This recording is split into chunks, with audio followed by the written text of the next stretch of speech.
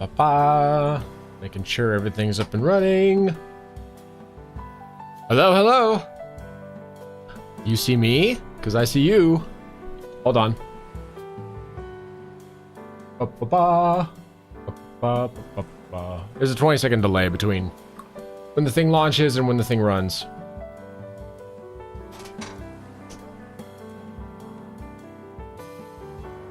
There we go. Okay.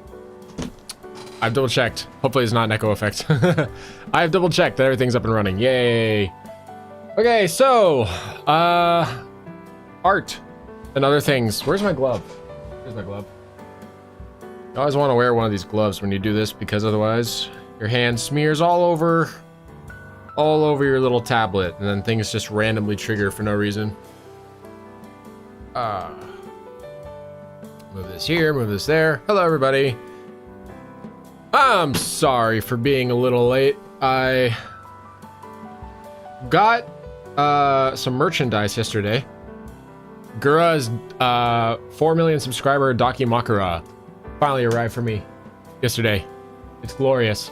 It was scheduled to come at some point tomorrow, but they didn't give like an exact time when. So I'm like, oh no, this requires a signature. What am I gonna do if like I have to wake up really early in the morning? Because early mornings and me, they don't really get along. And so if it was like, okay, I have a choice. I can either try to go sleep or I can pull through the night. And I tried to go to sleep. It did not work. It was just kind of a lot of tossing and turning in a bed. And so I'm like, screw it. We're playing Baldur's Gate. Yeah, so I've been playing Baldur's Gate. I got the Dakimakura. It showed up. It was wonderful. And I've continued playing it by myself. I am enjoying it so far. I really don't think it's a game that I can play on YouTube, though. Like, if it's Twitch could be doable in a game with adult themes like that, but YouTube's not going to be as accepting, I don't think. Although, who knows? Who knows? I've seen some people play, like, erogaze on YouTube before. They just had to censor a lot of stuff. So who knows? Maybe it'll work. But I think even if I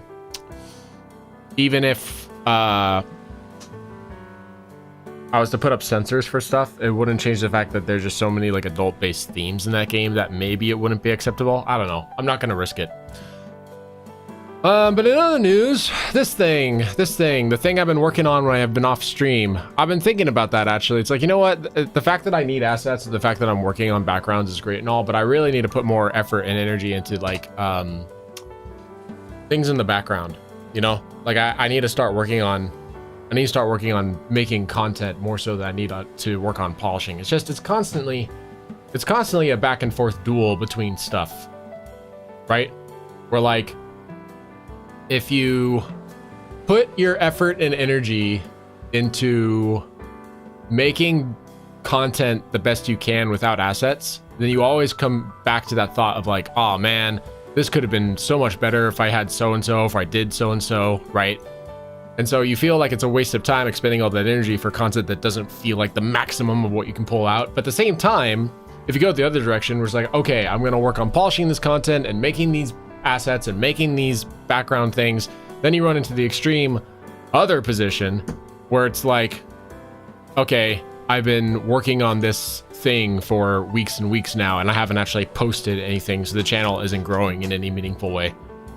So yeah, it's a balancing act. I've been bouncing a little too far towards one or the other, I think. So yeah, after this week, I'm going to focus more on making video content and less on working on background. I'll still work on this at the same time, but we're not gonna be playing around with the other types of content creation as lacklusterly as we have been. Anyway, so let's see. Room, the thing we're all here to see. So I have done several steps so far. Step one is to hand draw a basic idea using imaginary vanishing points, right?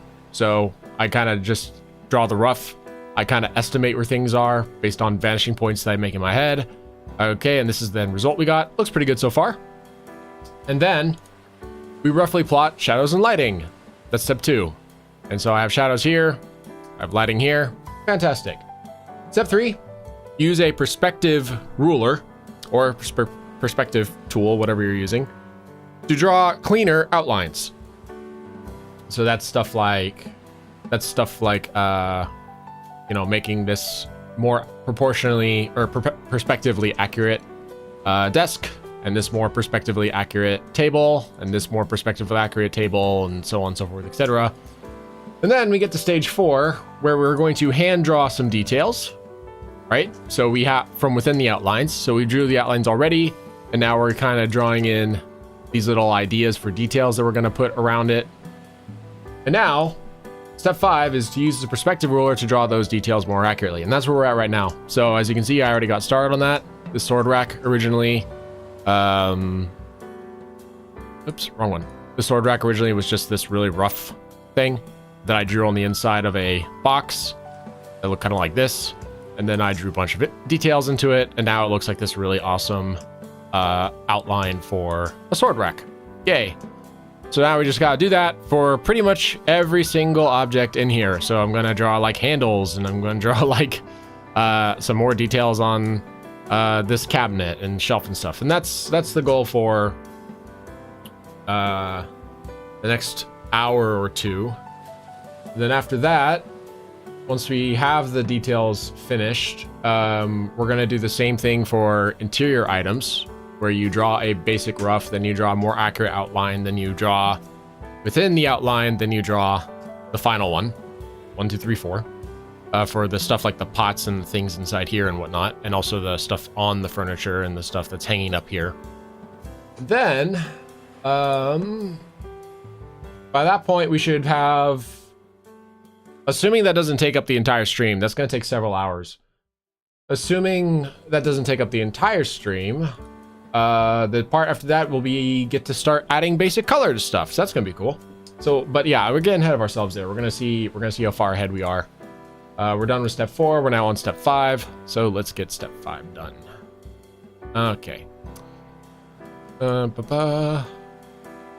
Pull this out. Let's see. I need to work on the details for you. So you're properly measured. Now I just need to work you. Which one are you even? You are the upper shelf, I believe. Yes. Upper shelf and then upper shelf guidelines. Okay. So this means we need a new layer here. And then let me pull up OBS so I'm not losing track of anybody who comes by. That's a problem I had last time as well. Where it's like, if I'm playing a game on console that isn't something super reactive focus, like I don't need to have really good timing to make it work, then I find that a lot of the time I can just have the OBS act as my big screen because my monitor is fairly large, right? But if you're working with something that is time specific, or something that requires you to look at the entire menu of something, like Clip Studio Paint, for example. I'm showing just the screen in the OBS, but my view, of course, is that I see all the buttons and all the folders and stuff. Yeah, from my perspective, I see a lot more things that need to be seen. So I don't have the chat box like within my peripheral vision. So sometimes I have to remember to not get so focused on what I'm doing that I ignore the chat, basically. Okay. So like this.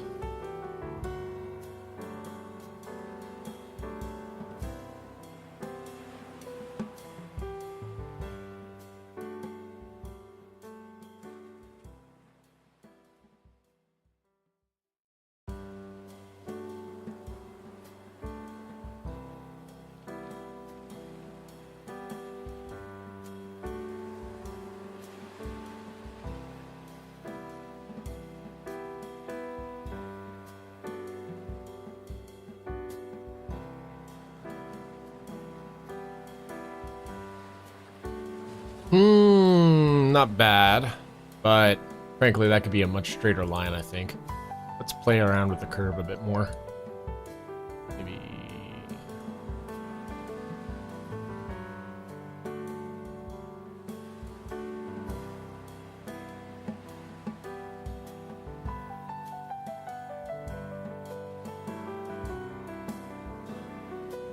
something like this, and then yeah, looks about right. Sweet. And then I can just duplicate the layer, move the whole thing over this way, this far I'd say.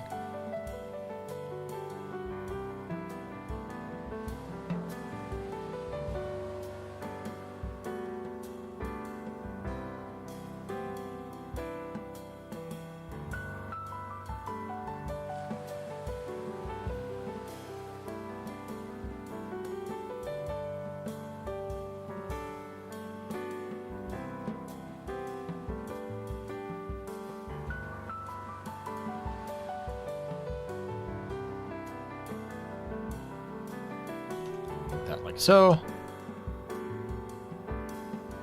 There it is. Bloody brilliant. Bloody bloody brilliant. Jeez, why was that so hard to say?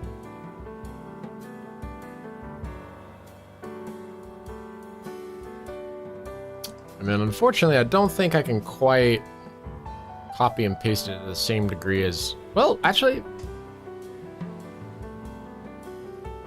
I mean, it follows the same guideline. Maybe I can. Why does this look off to me? I want it shorter. Was this the height I wanted at? I mean, let me double check.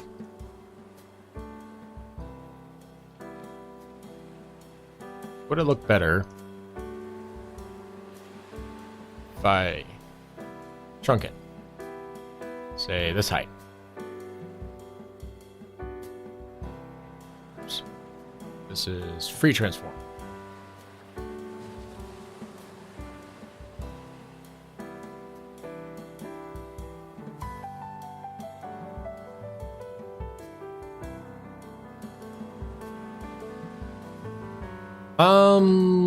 Yeah, actually, it does look better when it's smaller like that. Okay. So some minor adjustments to be made. I don't want it this flat, obviously.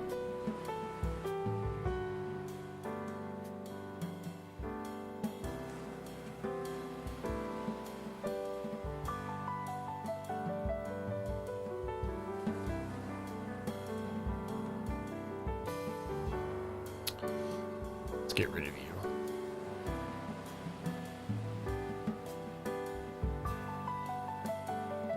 Or more, not what I'm looking for. Instead, let's focus on getting you to the height I want. Something like that. Kinda. We're close. We're close. There we go. I like that. Just grab you, move you over to the side.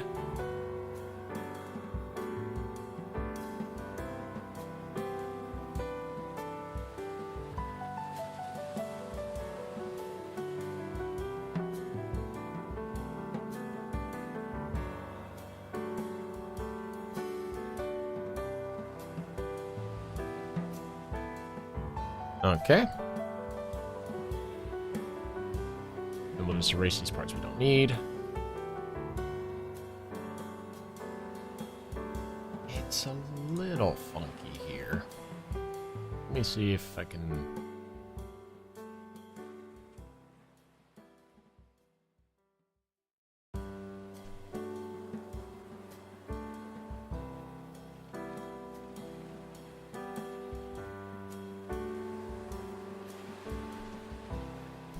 So ideally it'd be like this, yeah? But then it wouldn't be proportionally accurate.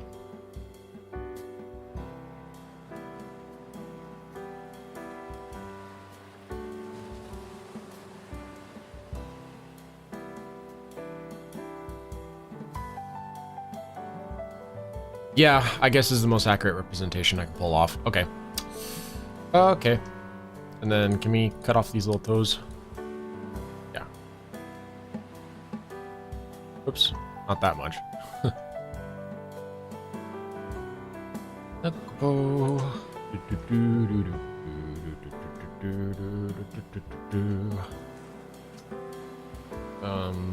Then I think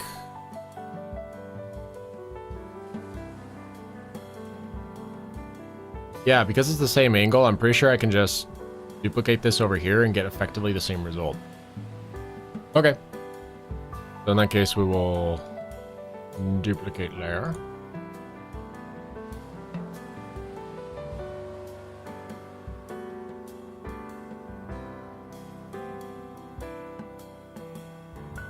Oh, you know what I'm forgetting?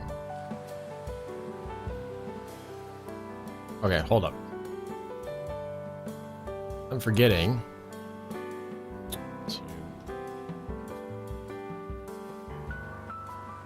Yep. Turn on perspective. Turn on perspective. There it is.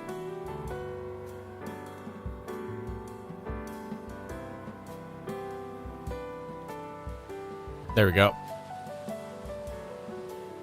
Alright, let's try again.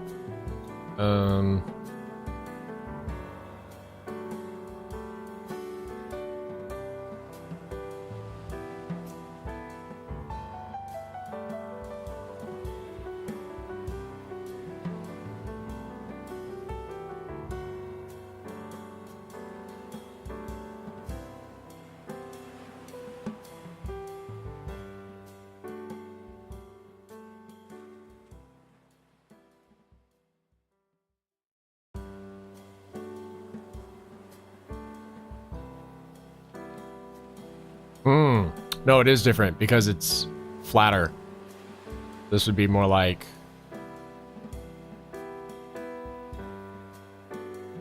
Yeah, because we see more of an angle.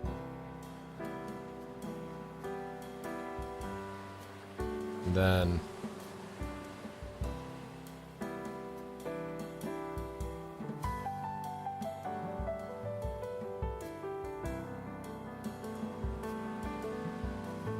Okay, so we do have to make this one from scratch.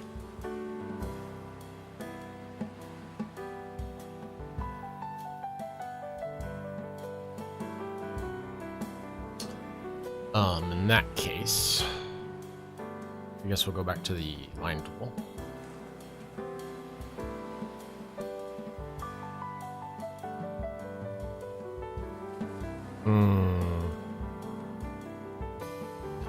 I'm having a little bit of a harder time visualizing this one.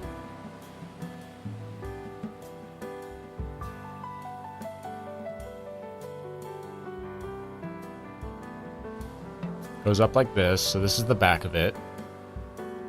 It goes all the way out to here.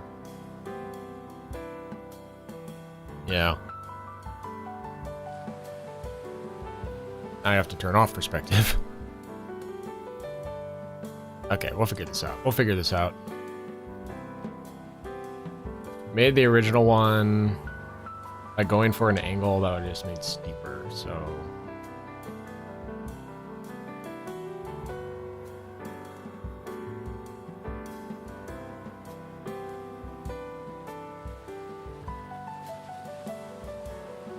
like this.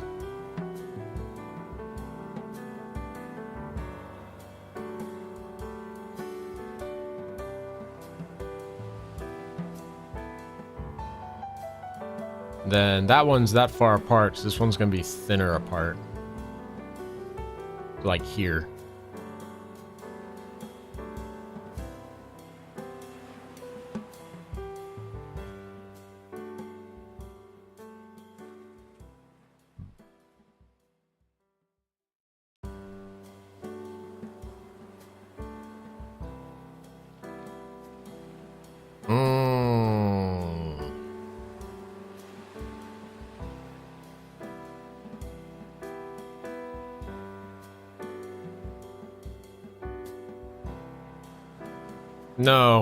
No, I'm mistaken. It actually goes out to the side. Oh boy. Okay, let's think about this. How far across? I'd say this is a little more than halfway. So, here maybe? In which case it would stretch out this far. Means that this would go this far. This would back up.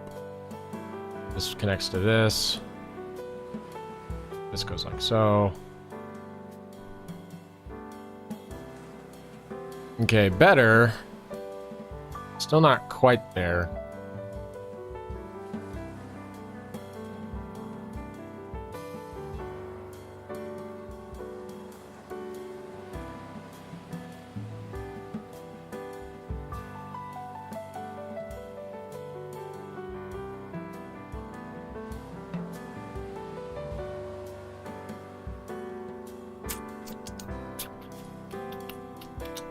Something about it still bothers me. You know what it is? I know what it is. Turn perspective ruler on. Add another layer.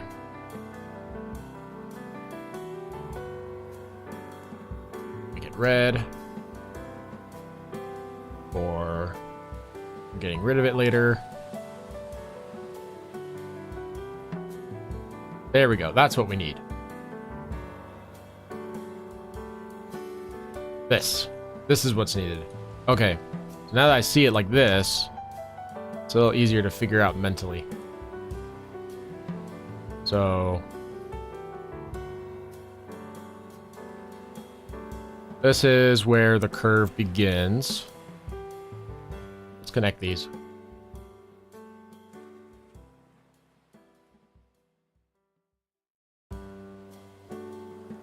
And then we can simplify these lines a tad.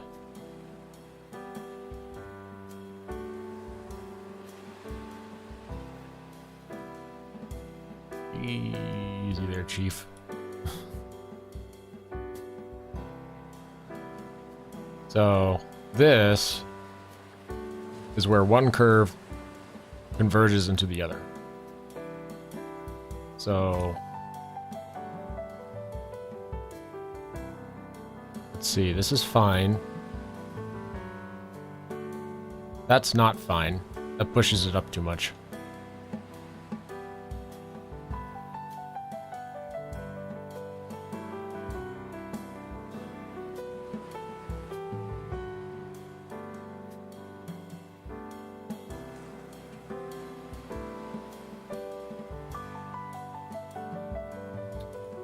Let's put one more in just for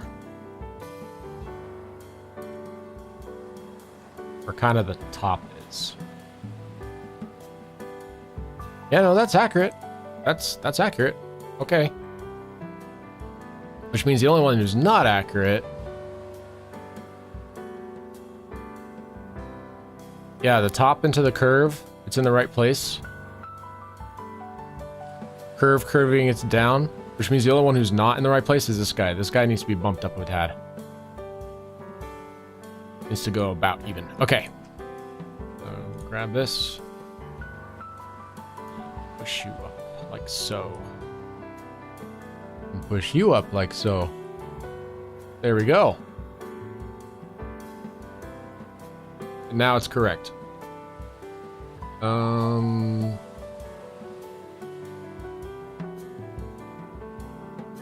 Easy, Chief. Easy.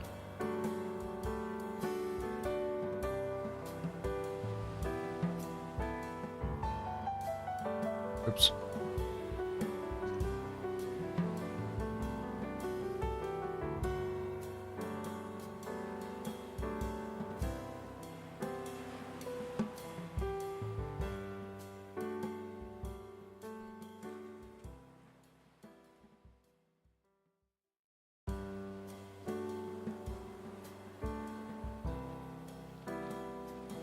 Okay, it's too angular, so you need to push out some like this. Means you have to match it. Yeah, we're going for a curve, not a drop.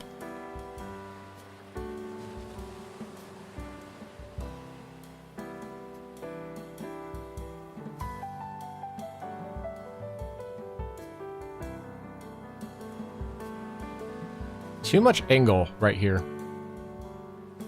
Like way too much angle.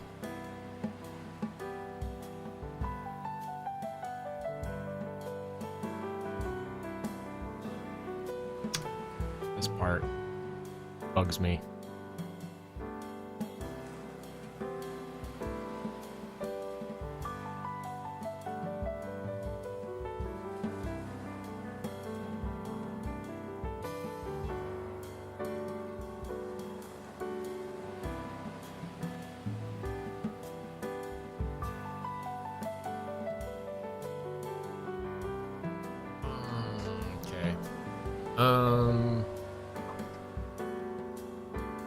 Still bugs me.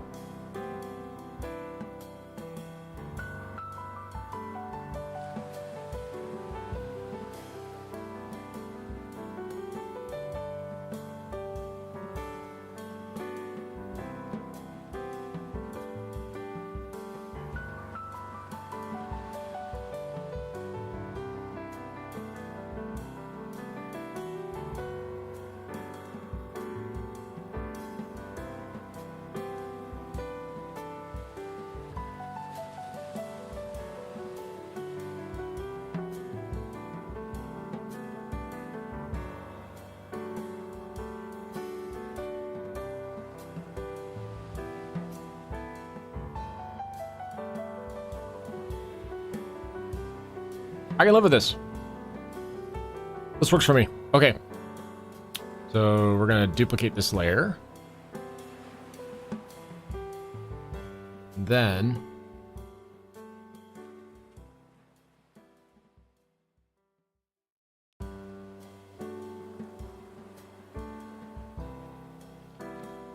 I just want to zoom out real quick.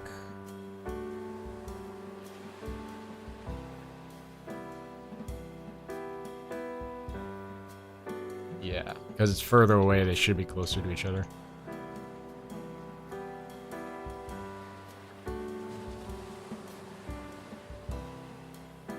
This thing loves making me just a hair off, doesn't it? It's like, come on, man. Okay.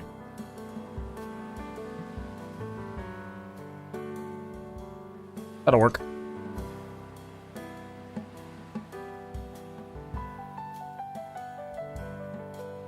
And then the guide can go away.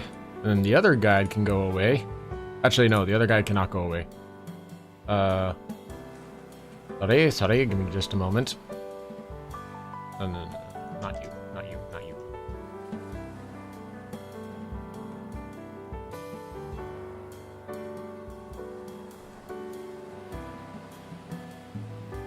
There we go.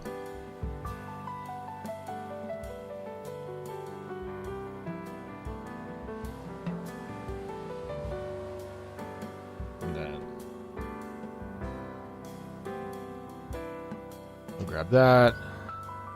We will merge these two layers. Then, the thing we have to do after that is just grab the pen tool.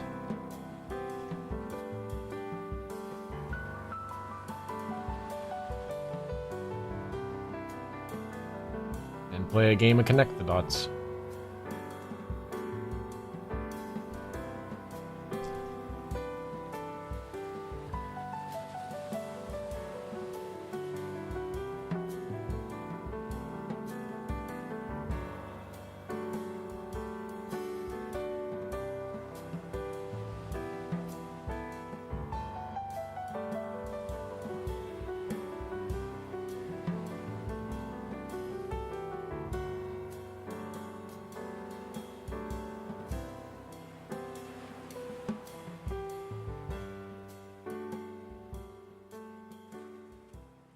I was wondering why I was off. Why is the pen at size 4 instead of 5? Like all the other ones. It's like something ain't right here.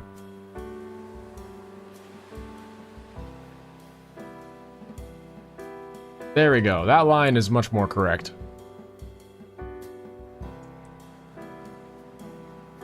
Take you down, take you down, take you down.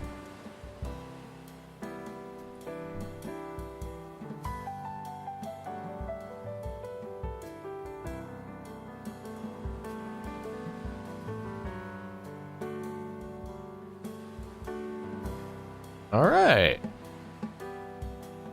So that goes away.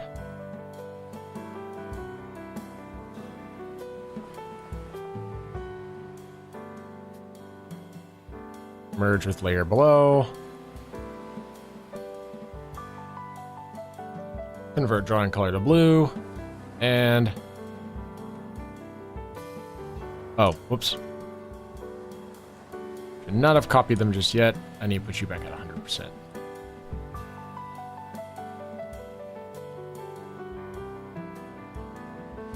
There we go. Merge with layer below. And then we'll drop you to a 35%. So that you're visible, but not in the way. Yay! Okay, that's another one done. Who's next? Who's next? Let's kill the notes. I don't need them active right now. Oop. I don't need them active right now.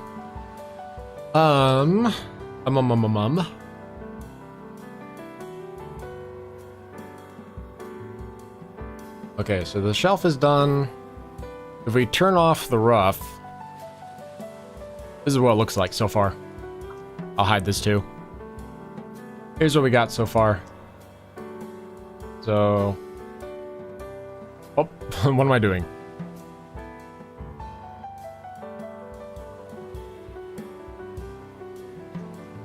No, I just want the tip of it gone. Just a tip. Just a tip. Come on. Come on. There we go. Okay. You're proportionally accurate. You're proportionally accurate. You're proportionally accurate. You're accurate. You're accurate. You're accurate. You're accurate.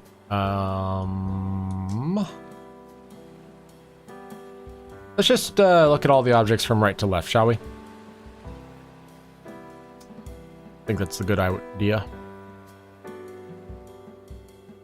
So, you're detailed. Done. You're as detailed as you need to be. You're as detailed as... well, actually, no. I could actually take advantage of this by using a calendar, couldn't I?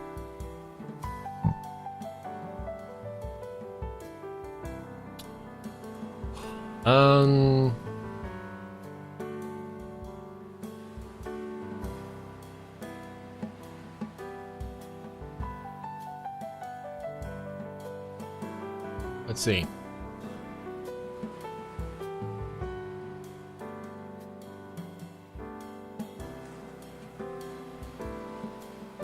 Let's get a picture of an actual calendar. I'll make life a little easier. Or not YouTube. Go to tab and find calendar. Images.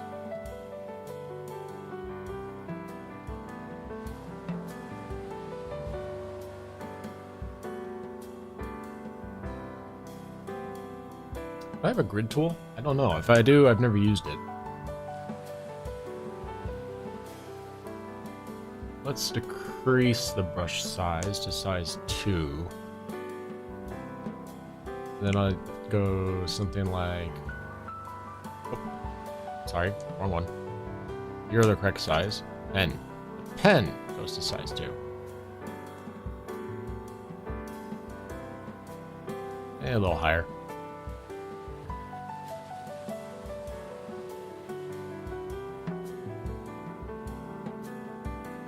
And then how many lines below it? 1, 2, 3, 4, 5.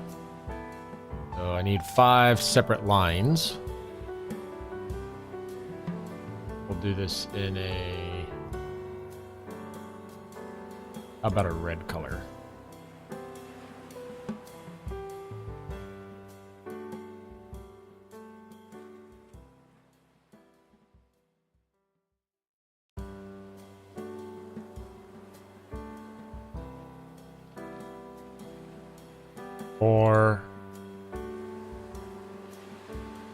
And 5. Okay. So, grab you.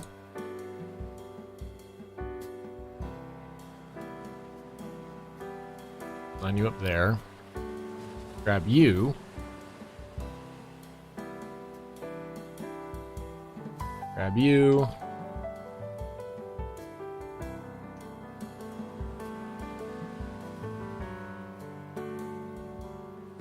Grab you.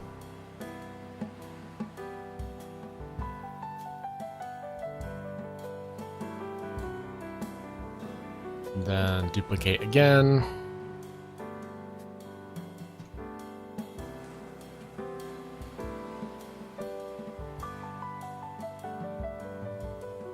Okay, so there's 5 even parts. And then we combine... Oops, I messed up.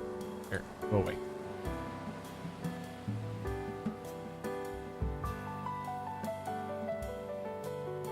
No. You. Go down. So what should happen here is that these are all basically the same distance apart, even though they're not all the same object. And so we're going to combine these layers. So that's one long string that are evenly segmented. Then we connect it to the top, retransform, and we're just going to stretch it down to the bottom.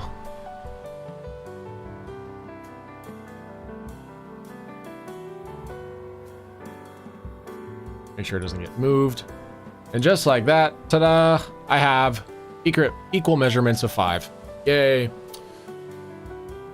Okay. So, now I just need to go back to this line.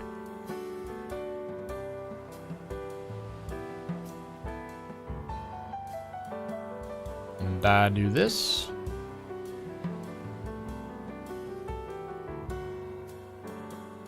Three. Hold on, something's wrong. Yeah, they need to go up. Go up. There we go.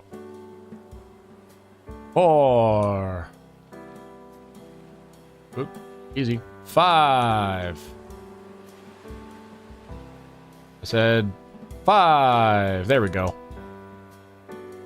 Okay, so now I have even calendar from this direction. Now, left to right, we have 1, 2, 3, 4, 5, 6 lines left to right. So 1, 2, 3, 4, 5, 6, 7. Yeah. Good news is we can do the exact same trick with the exact same things we just made.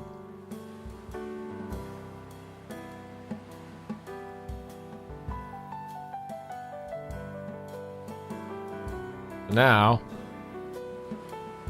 then we're going to add another layer like this. Make sure it's the same height. Move it. Excellent. Sunday, Monday, Tuesday, Wednesday, Thursday, Friday. I need one more for Saturday.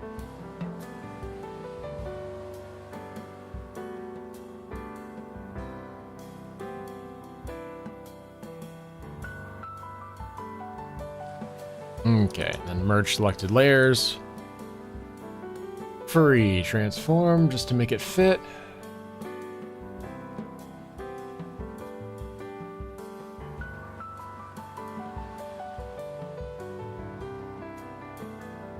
And we're set.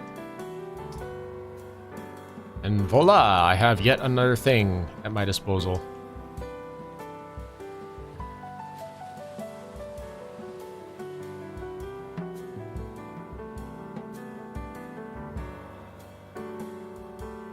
I forgot to make this... Actually, it doesn't matter. Doesn't matter. As long as it's on the correct layer. Because all this is going to change to blue later anyway.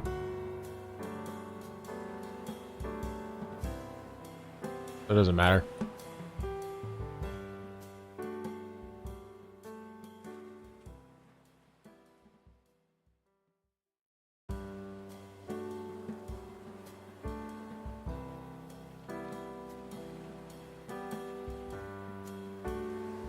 Yay! Now we have a strikingly accurate calendar.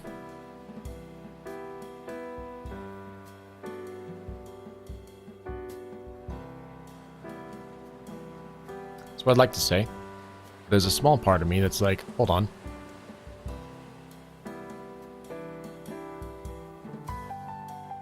Yeah, go up.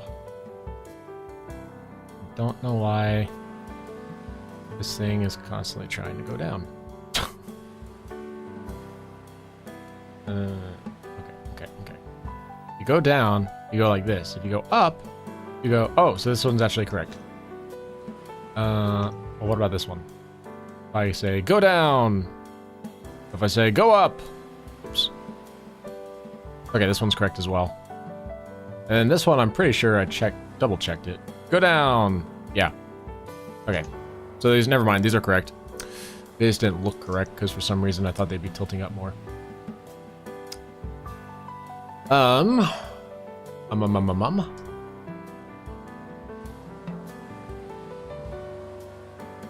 Now with the, which also means that we don't need layer 17. So now we can pull out the eraser tool,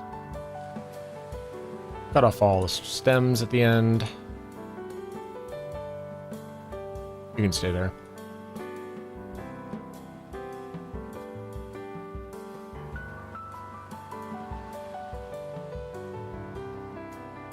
And then we don't need you anymore, so you can go away.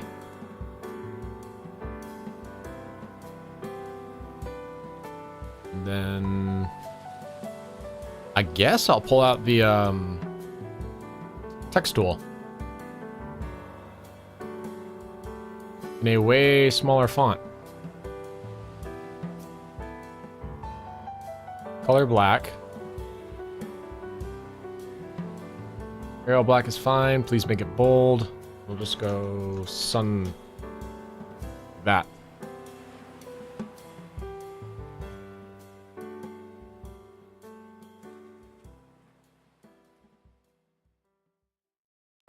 And that's as small as we can make it. That's as tiny as we can make it. That's the tiniest little thing we can do. All right.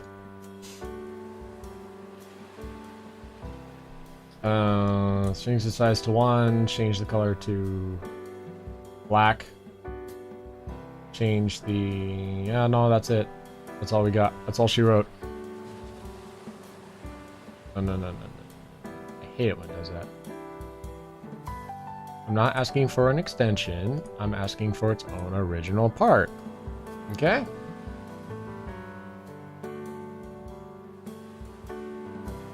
So Sunday, this is Monday.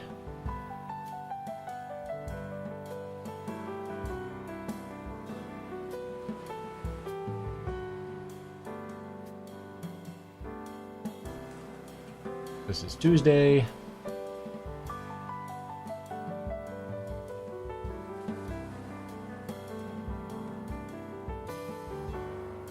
This is Wednesday.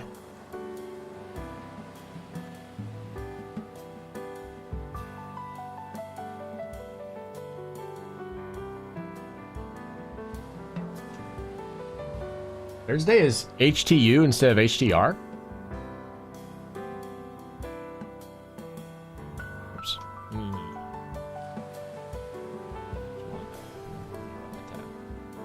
Never mind. It is HTU. What the heck? I always thought it was HTR. Friday.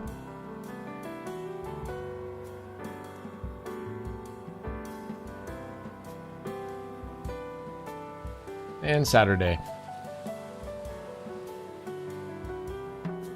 And then... what month do we want to put for this thing? How about... we could do the month of the channel's birthday. Oh! Let's do the month of the creation of this thing that we're doing. So it is... What month is it now? August.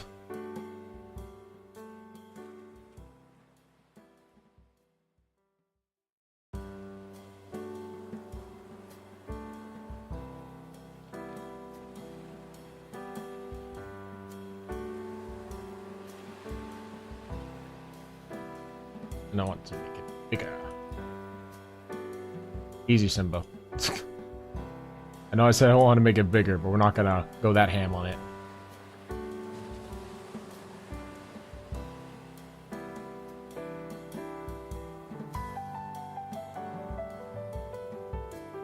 Nice. And then this upper portion typically will have like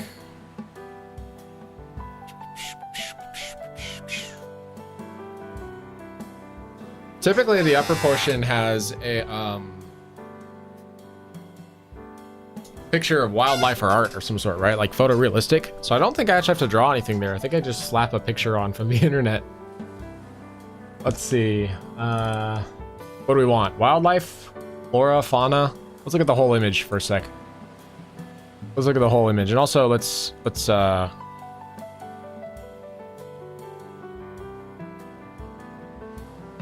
rasterize all these, and then merge the selected layers, and then drag this down to calendar, merge with layer below. Okay. This is part of calendar now.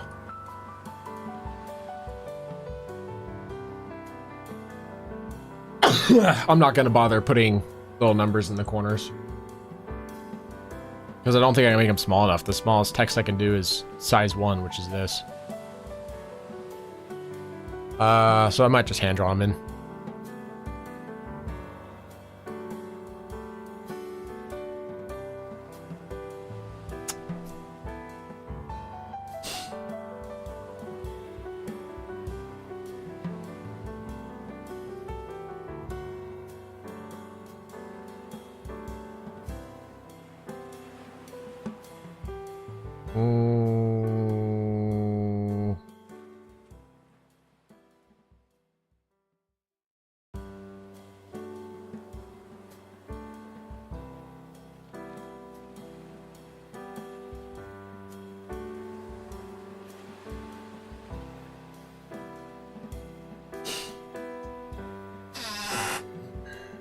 Yeah, I want to put these here.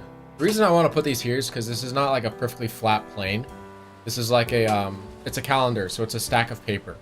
So there should be some volume behind it a little bit, even if the majority of what we see is a flat surface. But first things first, let's look for that image, shall we?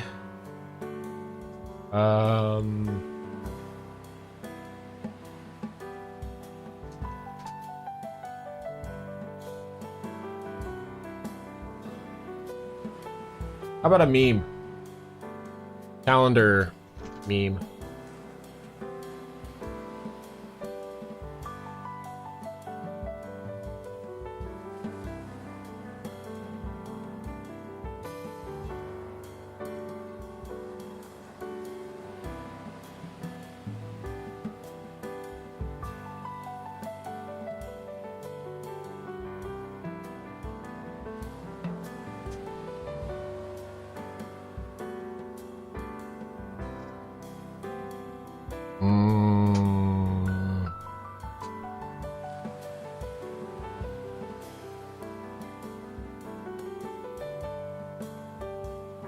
Do I want like a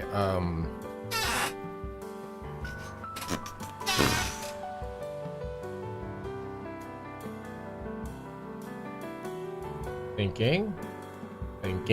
What kind of thing would I put on a calendar?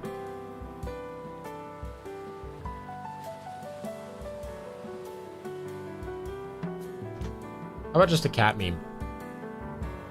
Make it simple, eh?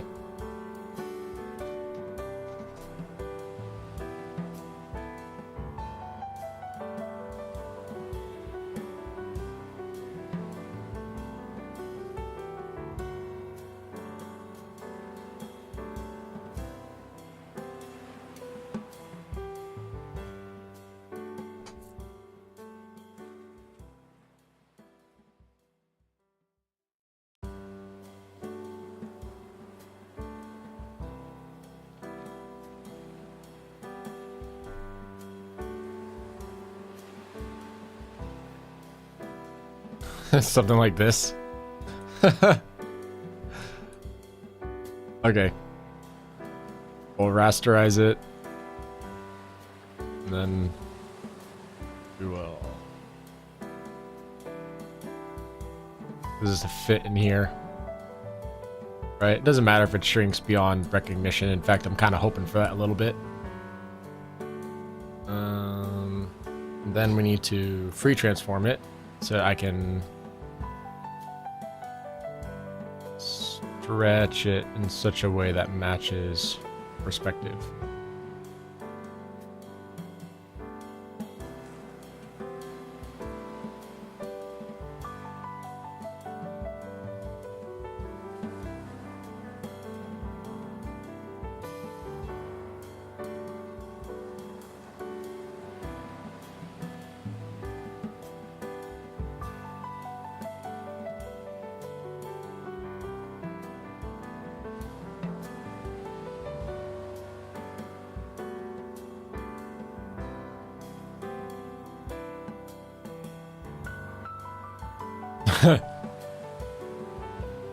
That's kind of perfect, actually.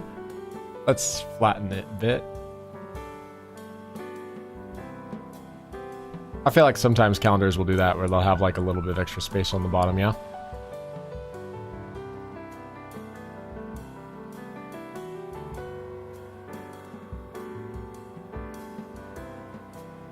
Brilliant. It's so dumb. So we'll put you behind calendar so that the calendar stuff sits on top. And now we get to correct the calendar.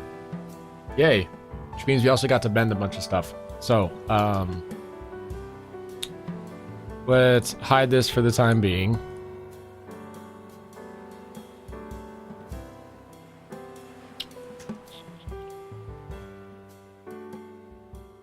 This is the August thing. This is that. So this next one, so if it hangs from here, it's still gonna have some stacks in between it. So we need to turn off perspective ruler for a bit. We need to grab this at the right height.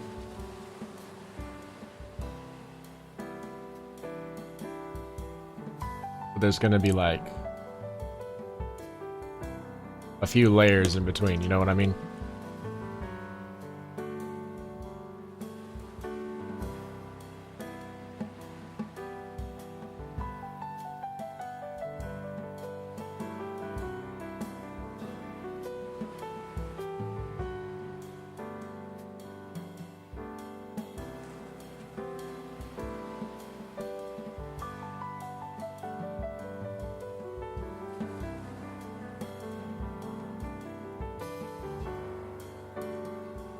And then this will connect to this, but it's gonna, same deal, kind of widen itself out a bit. And then if that's gonna work that way, then this needs to follow, though it doesn't need to follow to such a strict degree. And also, I feel like I overdid it with this curve a bit. Let's pull it back.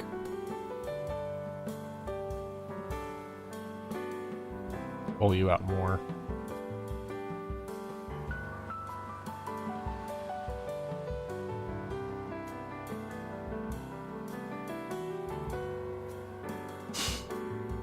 And then last little bit I'll do, I think, is that there needs to be more volume in the back. So from here,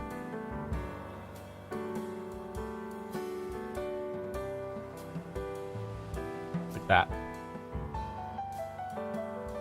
Okay, I can work with that. Actually, no, that volume already exists in terms of that blue line, doesn't it? Well, maybe.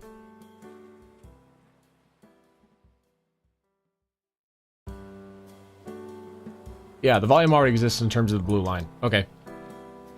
So this means now is I need to take this and we gotta warp it a bit. So you can go up here. You sit right there. You come up a bit. You come over here. Yeah, there we go. And then there might be another one behind it. So we'll go back to the pen tool. And I'll go, hey, did you know? There might be another one behind you, and it's going to be a little higher up. And we need the perspective ruler back on.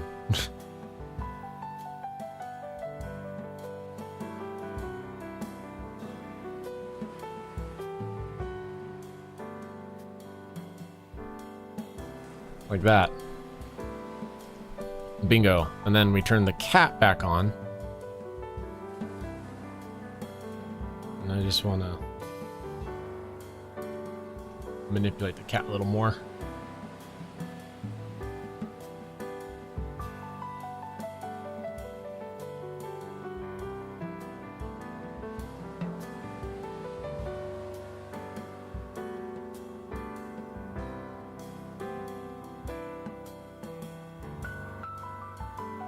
Brilliant.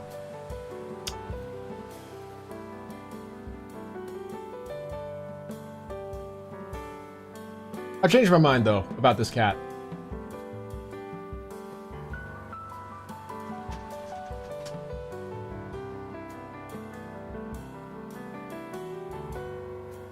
I've changed my mind. I think it looks weird because it's a real-life photo in a art setting. So instead, I'm going to use a drawn meme that is very old and is owned by literally no one because of how old it is. No one's going to care if I use this.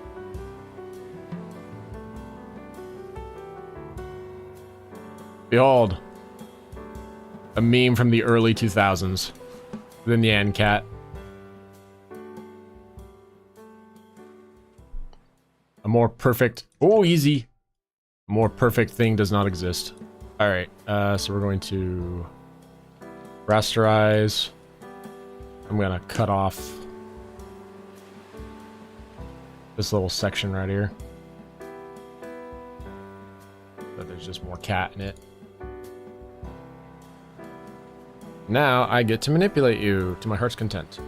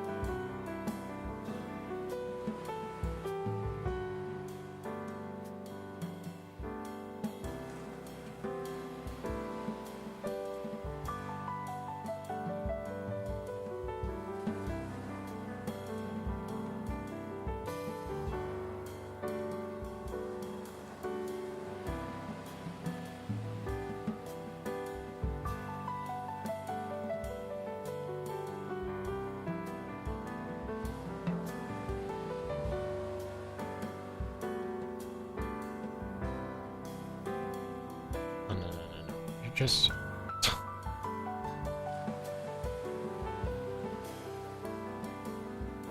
whatever. I think I'll just stretch it beyond this point and then I'll just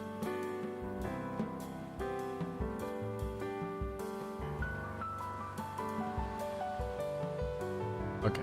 And then we'll just grab the eraser tool and we'll just erase this portion.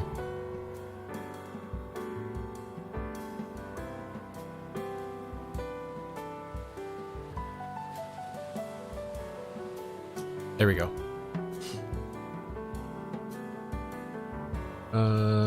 Actually I need to manipulate a little more.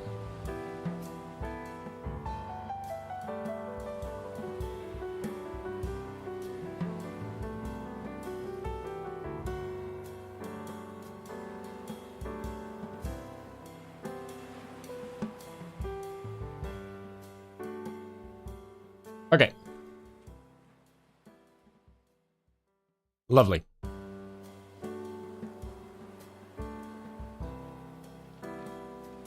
So now,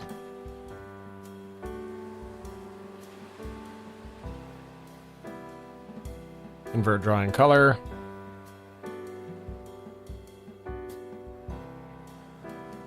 Convert drawing color.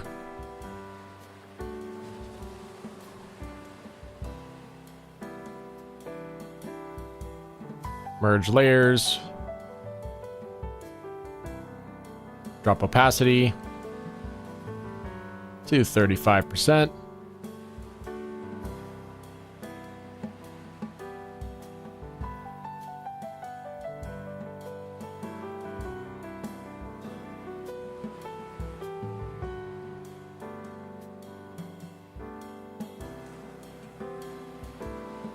Put that up to 100, put that up to 100. Merge with layer below. And then we're going to drop that to 35%. And we're going to drop this to 35% and keep it as a separate object because there's no reason to merge these. Okay, calendar's done. Let's label it as such.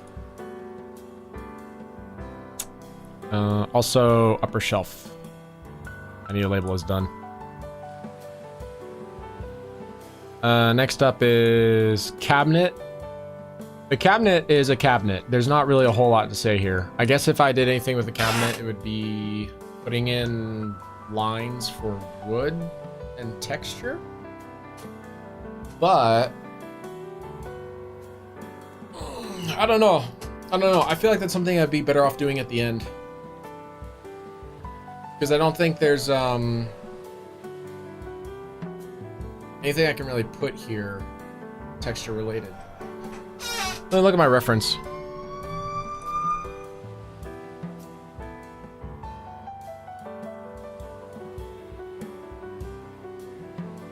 Anybody else have a wooden thing? You do. Hello? You do not. You do not. You do not. You do, but it's a blurred background, so I don't think it counts. Ooh.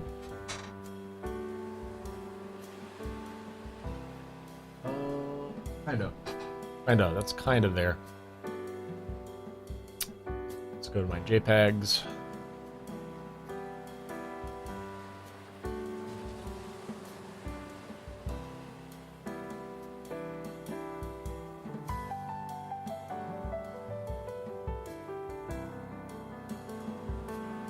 You do with the... Bingo.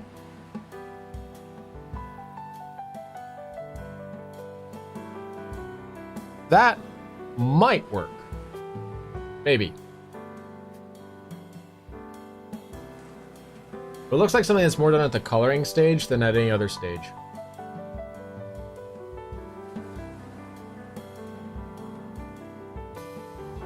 Okay. We'll keep that one as a thought. What about you? Yeah, yours is the same design. Maybe been done by the same person. How about you?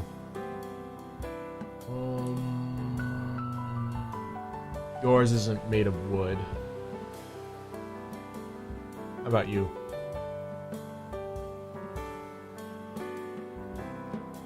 Same general concept. From far away, it looks like they just kind of divided it with a single stripe, but I think what it actually is it's a stripe mixed with shading, mixed with more stripes inside it. Okay. A little awkward for texture making. Can I take a picture of a picture? That's a good question.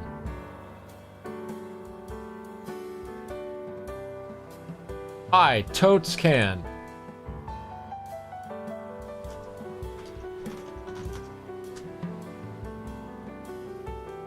That's jolly good, because it means I don't have to go look for a bunch of new ones.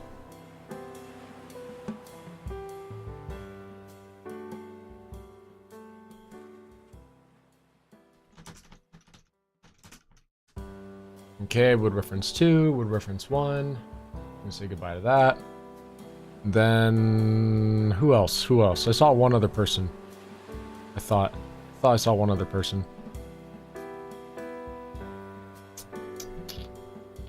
In my references. Hello.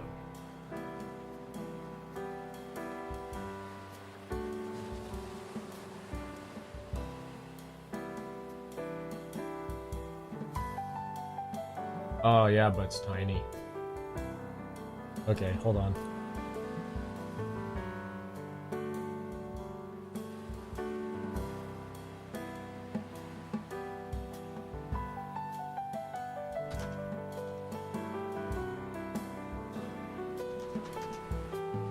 I really should prepare the reference ahead of time, yeah? Instead of just having to look it up on Pinterest when I'm in the middle of a stream. Let's see. You're fine. And cat can go away.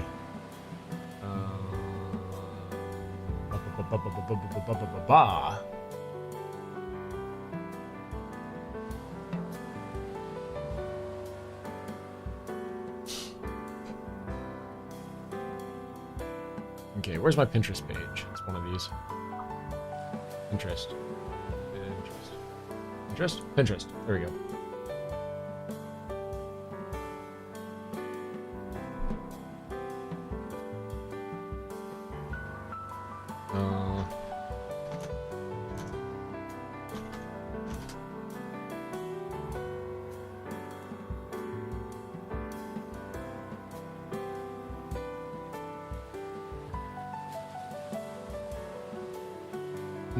Black color. Define the sides. Add a gradient. Draw a grain. Highlight grain.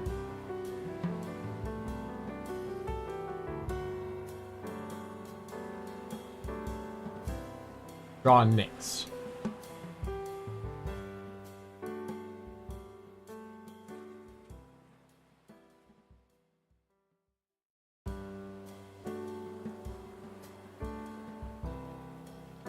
Wow, Pinterest has all sorts of advice on how to draw wood.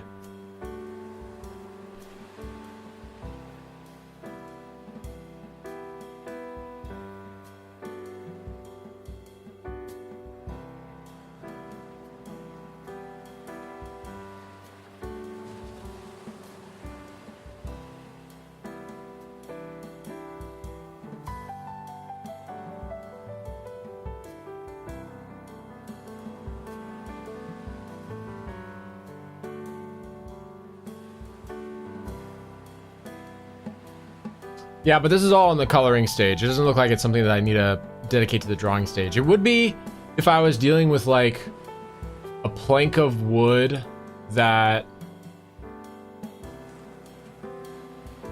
had a lot of cracks and dents in it, like a wooden board or a barrel or something.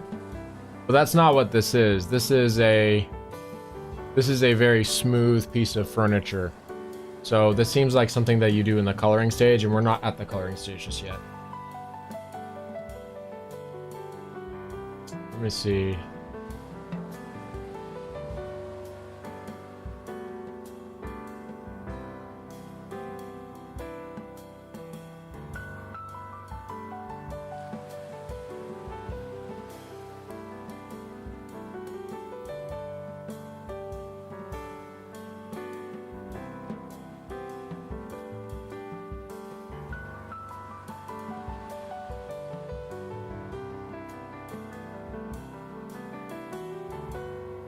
Man, I can just scroll through Pinterest forever, man.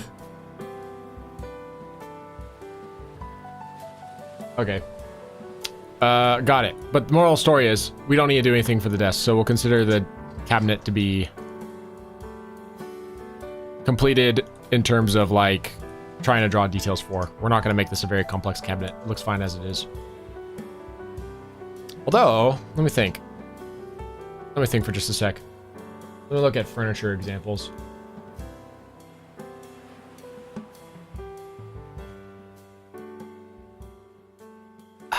If I really wanted to, I could put some like embroidery here, right? Some embroidery in this space. Right here. Like something rolling up the side of the rails. But it's just such a simple room that I kind of feel like the simplicity is better. I don't know. You know what? If I change my mind and I want to add more to it later, I can always add more to it later. Let's hold off on that for now. We'll say it's good. I'm satisfied with how this looks. If I want to add more to it later, I can do that. Poster is a poster. There's not really a whole lot to say about the poster. I guess I can go find something to go poster on. What do I want to put on the poster? Or what would I have a poster of other than preferably something that won't get me in trouble copyright-wise. I don't mind a reference, but I don't want to put up something that'll get me flagged, you know?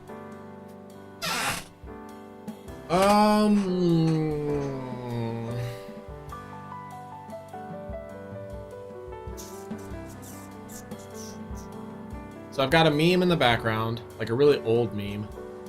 What would I have as a poster? Could be video game related, could be anime related. But again, whichever of those it is, it can't be something that gets me in trouble.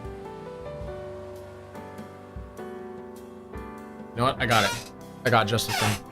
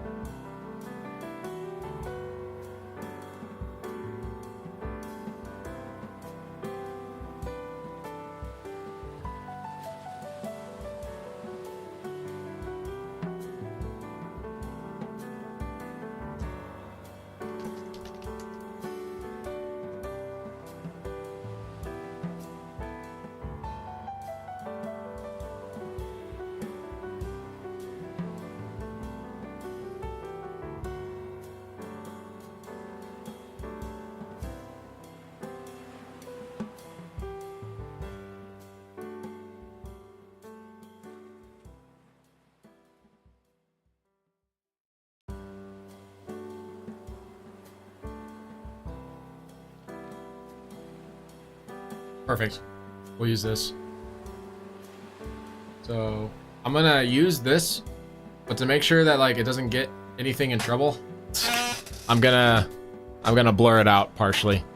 I'm pretty sure I won't get in trouble for this. I'm pretty sure. I'm fairly confident. I'm feeling fairly saucy about this one. Right? And I'll even cut it off part way so you don't see the entire thing on here. Yeah, that'll work. Just like, this is what I would fill in my room if I had this stuff available, you know?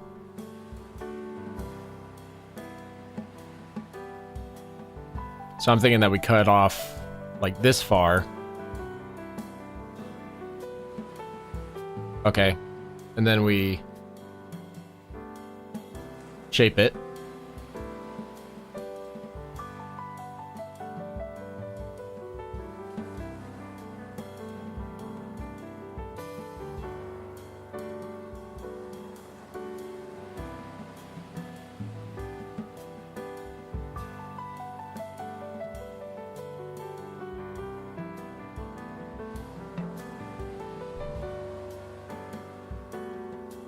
Then we'll blur it and whatnot so that it's not like an extremely obvious thing that I have going on here.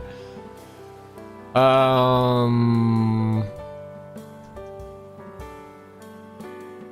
should do the same to Nyancat, actually. I mean, Nyancat's an old meme. I don't think it's going to be as big of an issue, but still. I should have a minor blur effect on this image. Just a small one. How do you add a blur effect to CSP blur layer?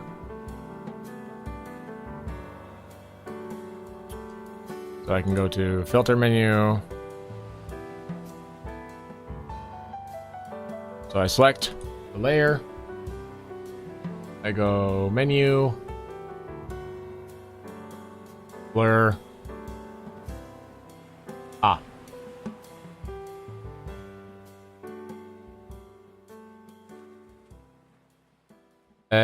Probably a bit more, yeah?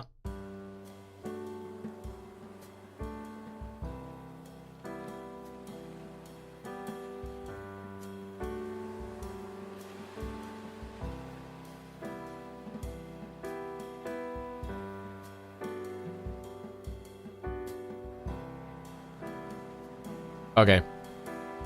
And then we'll actually enlarge it a bit, I think. So I can have more of it cut off from the screen.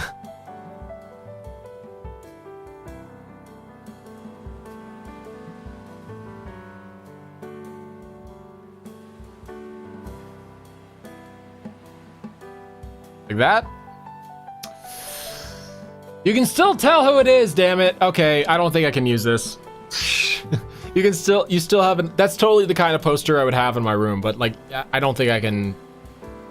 Ah, I can't use it. Okay. What kind of poster would I put up if I can't? Because I can't associate. I'm a VTuber myself, and that puts like an extra layer of risk to it, right? So I can't just put up something from another studio in my background. I don't think they'll take action, Like, I don't think cover will care, but it doesn't matter. It's still bad to like leave an impression that I represent something that I don't.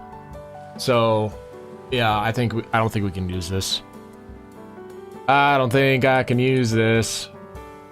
Unless I can do like a really good job of disguising it somehow. I don't want to use someone else's artwork either. So it's like, how do I make this look less iconic? What kind of images can I use? If I'm going to use this, I have to make it so that if someone looked at it from a first glance, they would not be able to tell what it is. Like, imagine if like Gura's shark tail was like poking out at the end of the corner. You don't know it's Gura. It's just a shark tail. It could be Gura. Maybe it's not. Oh, sure. It's got that iconic like little spike, little stitching across it and that little bite mark out of it. But you don't know. It could be just a regular shark, right? Like that kind of thing. Because that way I'm not leading people astray with who I am and who I represent. Like I'm not part of Hollow Stars. I don't want people to misunderstand that I am. So either I get rid of this poster or I change it up so people can't tell what it is immediately.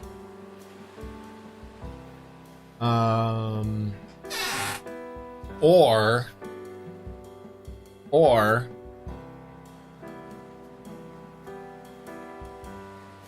what else? What else can I do? What else can I do? What other kind of poster would I have up there? I don't really have posters in my room, so I guess it would be...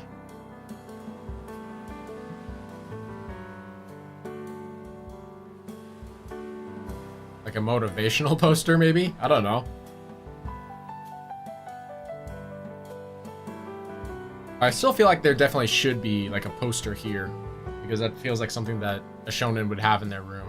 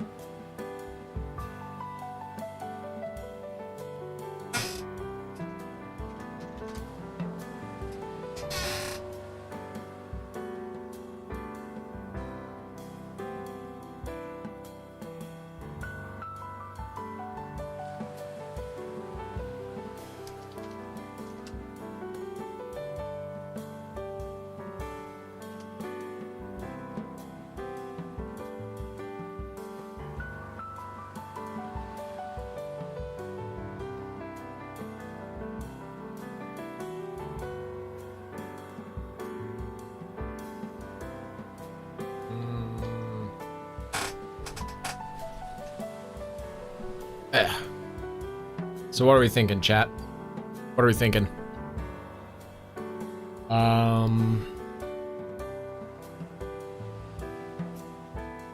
Let's see. I'm not really into sports.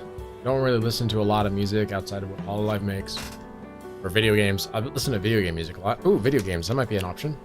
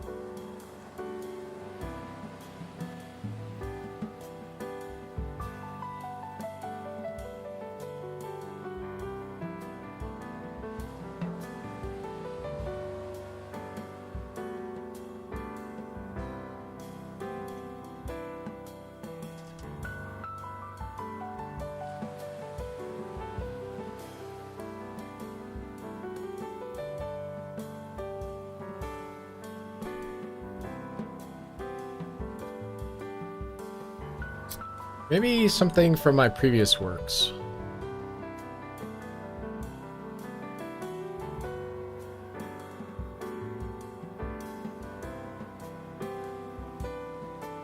Like one of the thumbnails I made, or maybe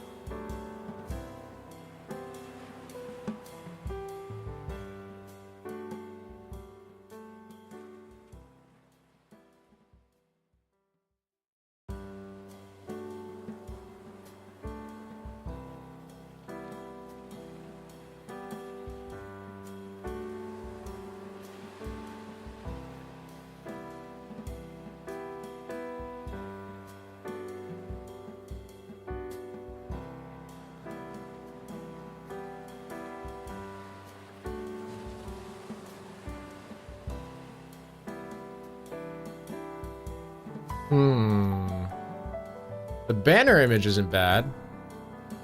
I didn't think about that one. Okay, so a couple options. This is the old banner that I had for my previous channel.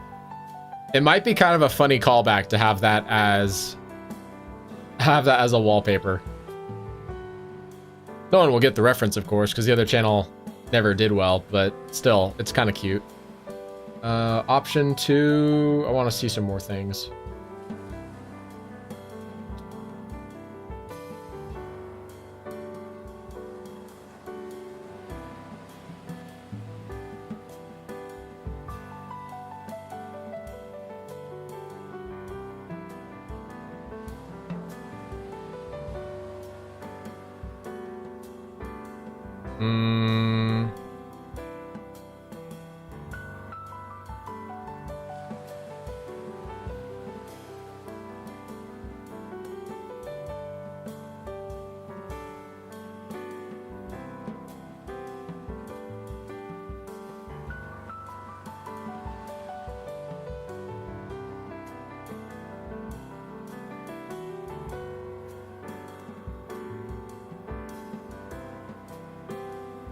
There's my art stream picture from my old channel.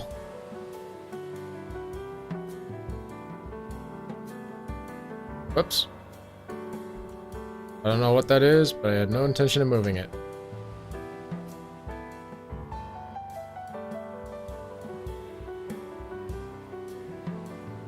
This one.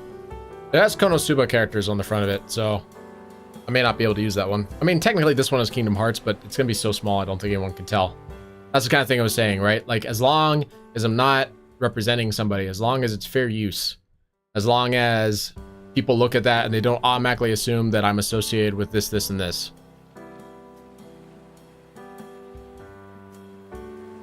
Like, people can tell. They're both good.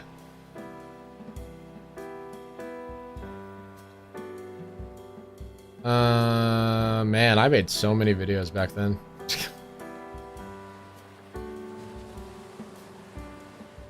Pokemon Sword, Skyrim, where I fight a dragon. Oh my god, the nostalgia. The nostalgia. Okay, actually, hold up. Have I not...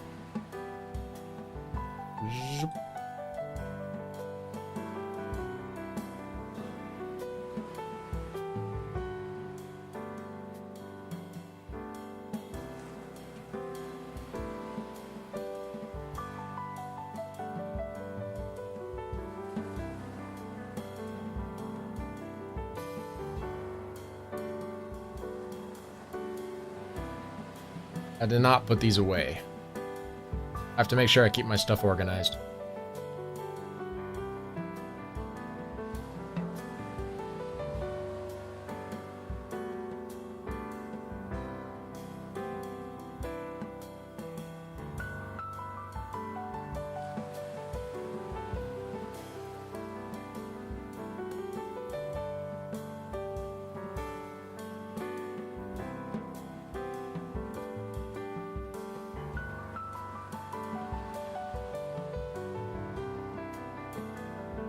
Okay.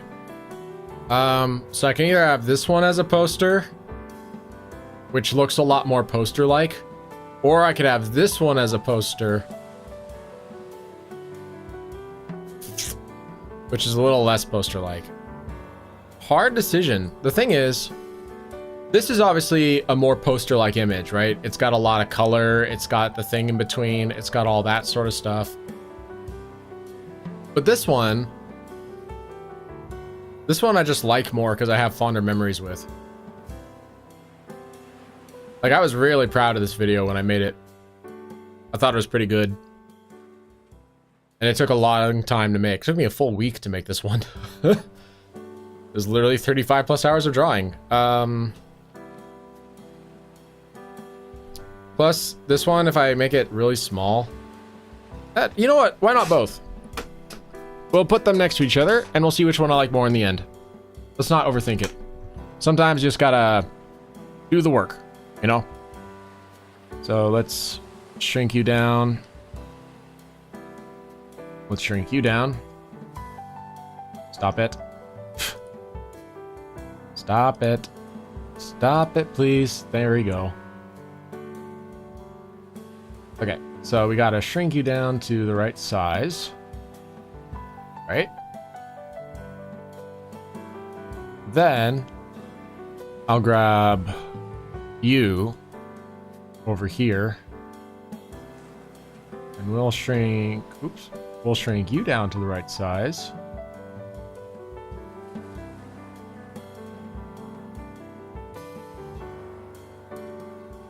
We're going to rasterize, hide this one. I'm going to say, hey, let me manipulate my first banner.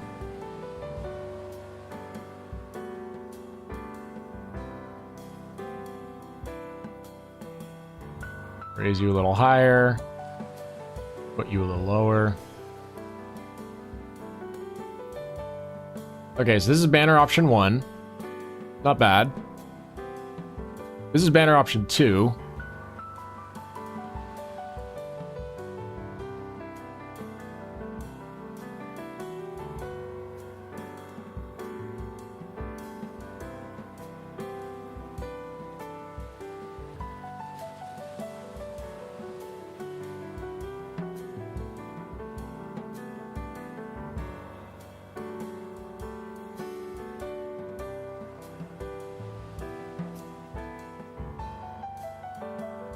I think it's obvious.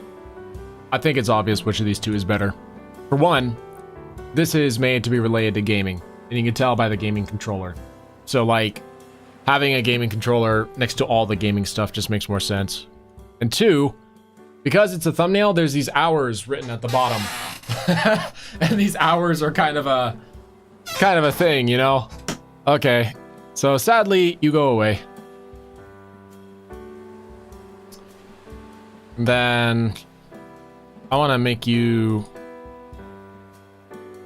go away too, even though I wish you could stay. And then we're going to make a bit bigger in general, I think.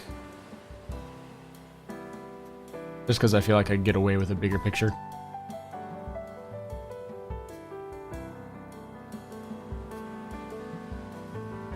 And then free transform.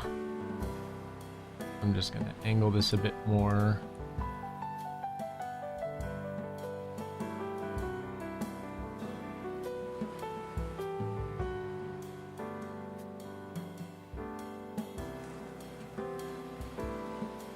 Okay. Boom.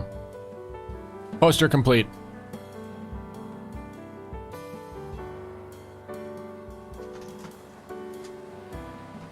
You are the new poster POL.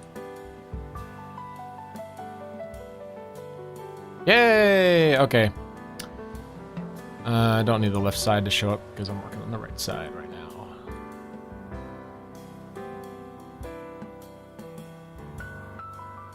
Just want to double check. This is accurate, yes? Just real quick. Okay, not entirely. Not entirely. I need to adjust it.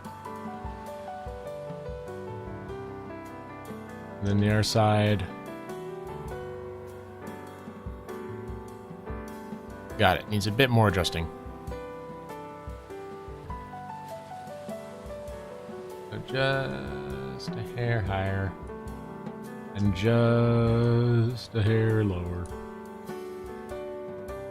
Okay, now it's a proportionally accurate poster.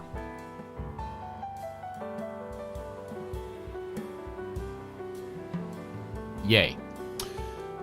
Next up, we'll drop you to 35 as well, so you're not distracting. Next up, what are you? Oh, you're the remote control. The remote control can just stay as is. It's fine. Oh, but we need to put buttons on it, don't we? Yeah, we need to put buttons in it. Okay, no problem.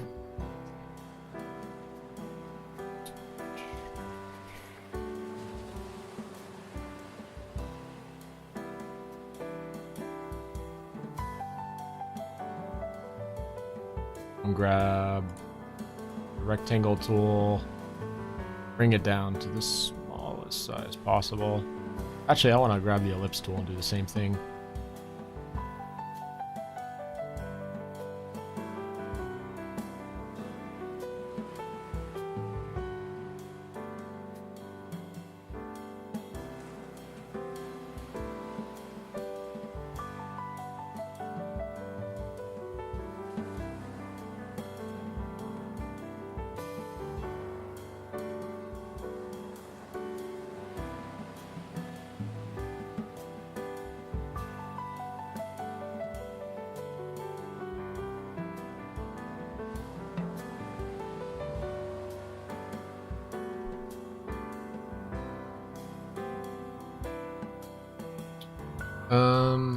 Actually, I feel like we could get away with just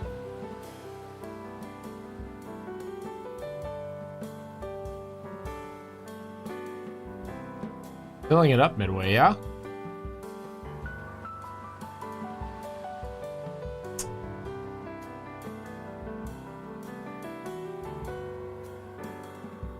Let's do that.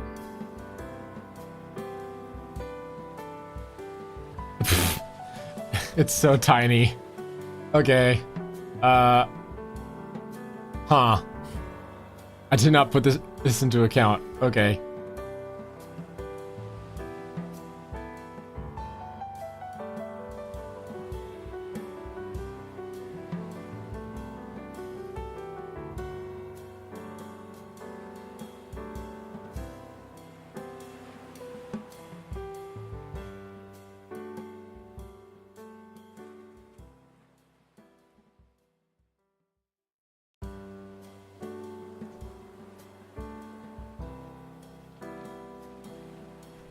Yeah, this isn't gonna work. Oop.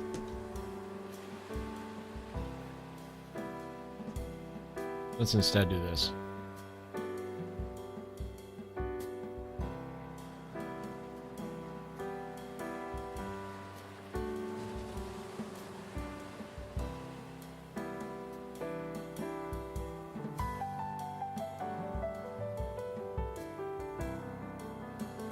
Yeah, the thing is so tiny that I can't even put in basic shapes in it without it coming out weird.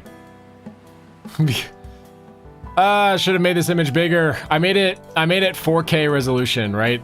I should have doubled it. I should have made it twice that size. Oh well. The more you know. I'll do that. I'll fix that mistake in the future.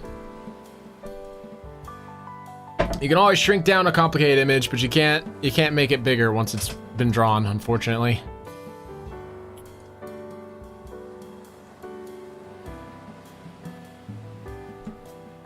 Screw it.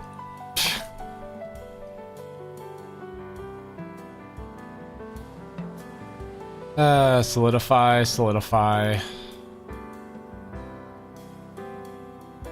Oh, for freaking, the ring doesn't even show up. Are you kidding? Okay, I gotta get the ring right at least.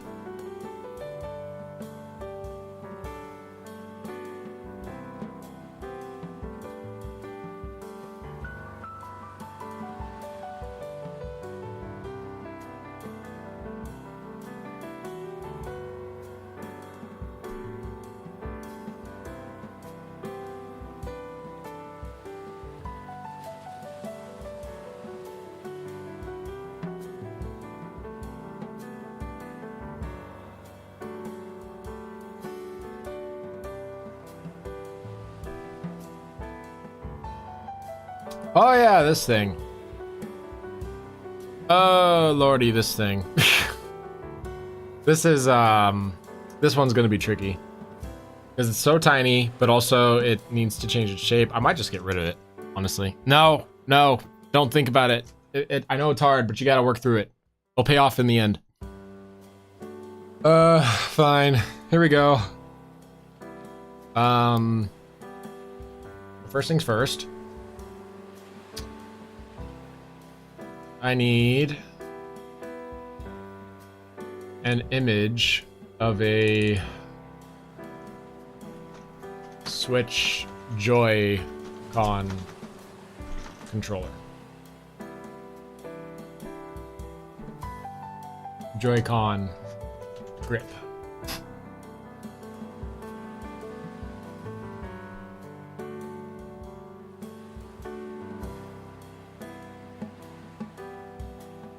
What was I thinking when I made this? Oh, you know what? I remember. My thinking was I'm exhausted and I don't know what I'm doing. That's what it was. Okay, we have to essentially redraw this one from scratch. Let's see here. Man, that sucks. That actually really sucks. But I think I have the distance almost correct. If I can just... Here's what we're gonna do. We're gonna start off by cutting.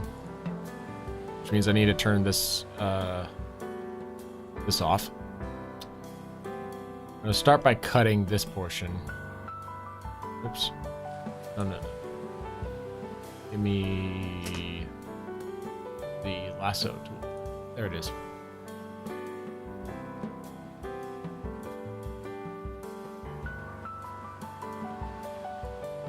Okay. And from... the first thing is this needs to be further away. About this far. Because there's another rectangle that sits in the middle of it. Right? And then...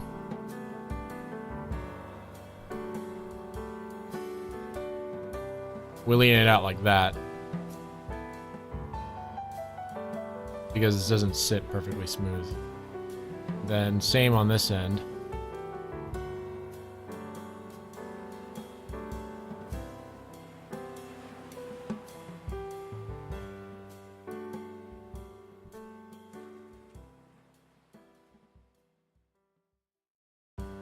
Or just kind of go like that.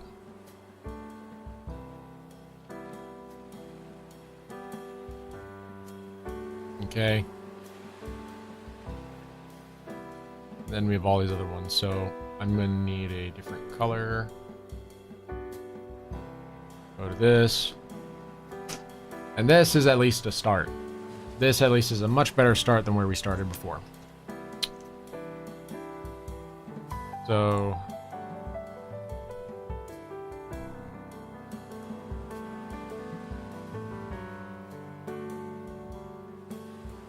let's plot out some guides.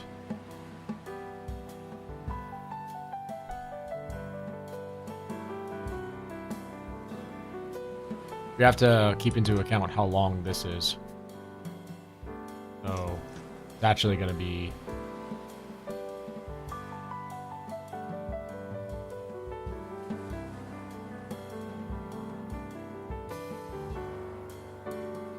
more like that.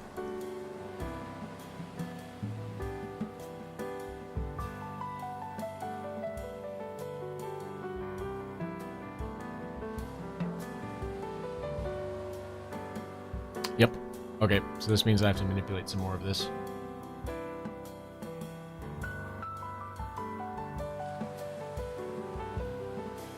Grab that. Retransform.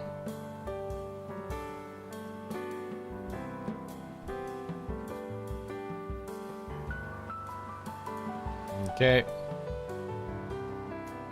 And then... retransform.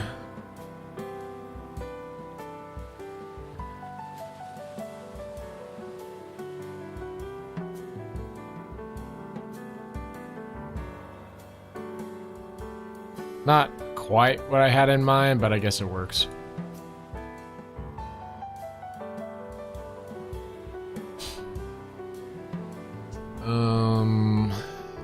And then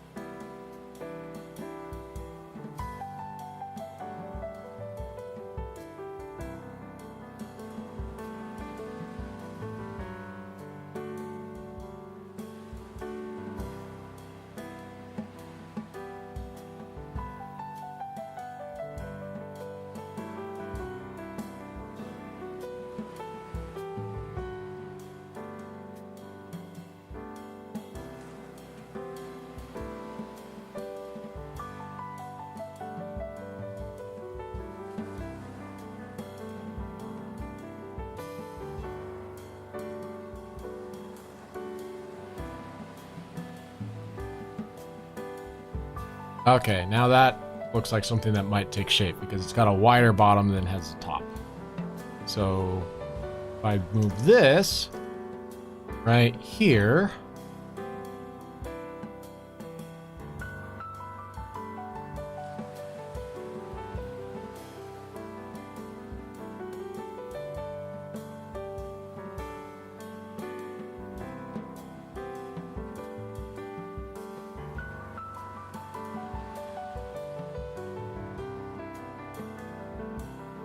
okay, there we go. Now this is a much better looking guide, I'd say.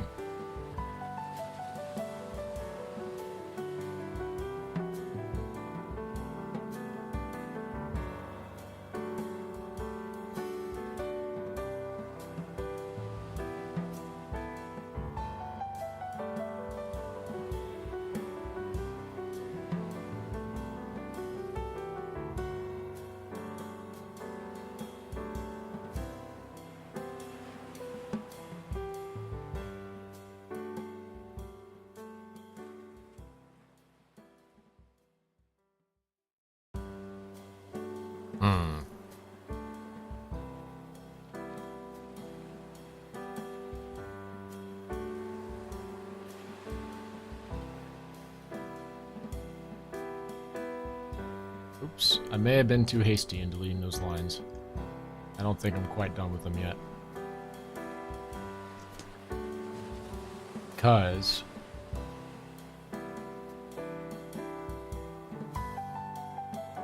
of this.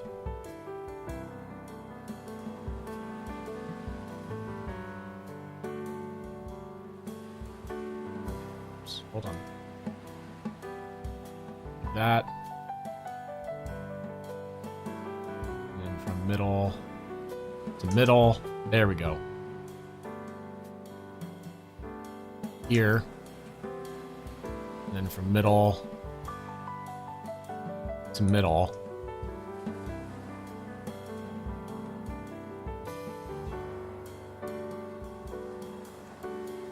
The Switch remote is so complicated.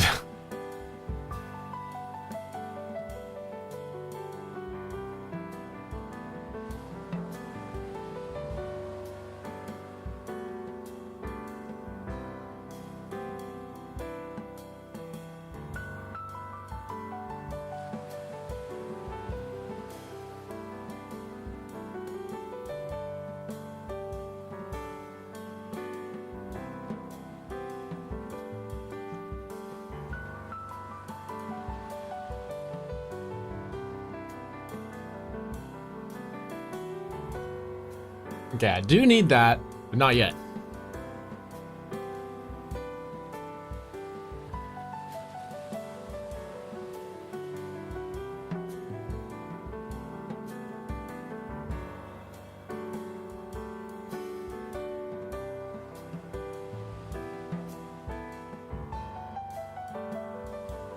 Then you need to extend more.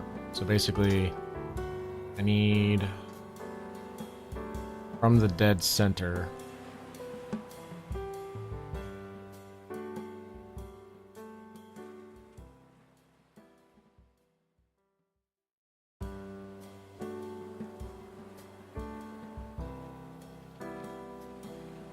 About this far?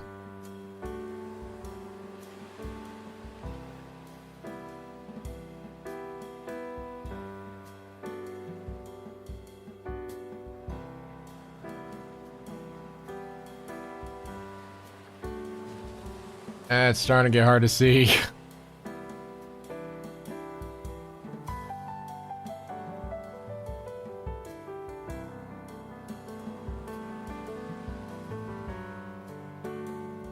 Not that far. Okay. So now...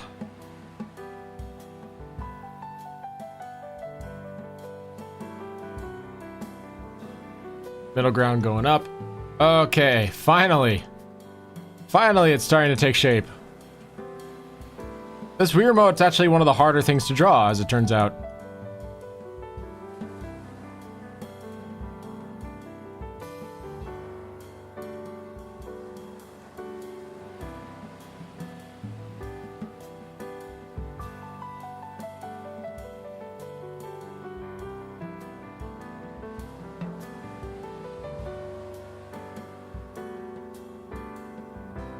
Actually, you know what might be easier, because this is starting to become a lot to look at. Let's do the middle part as a separate object. And then we'll combine them at the end. I like that idea. Do this. And then... give me... a green, I guess.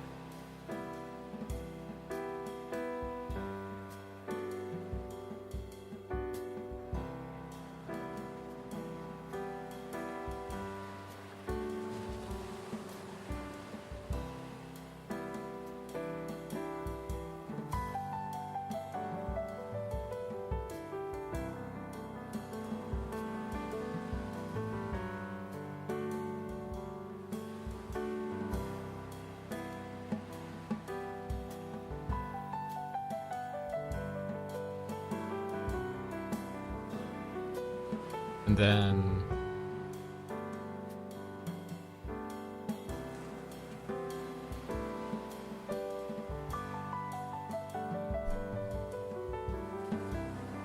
like this. Oops, it's a little off.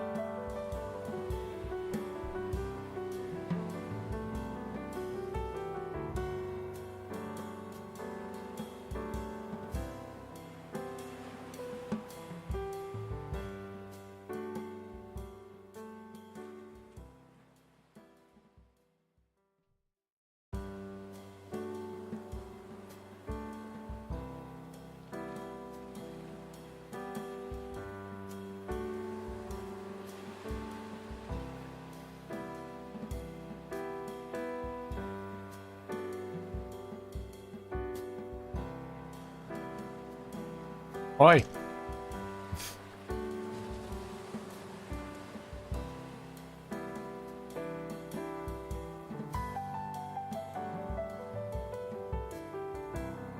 Oh, I see. Okay, never mind. I was right the first time.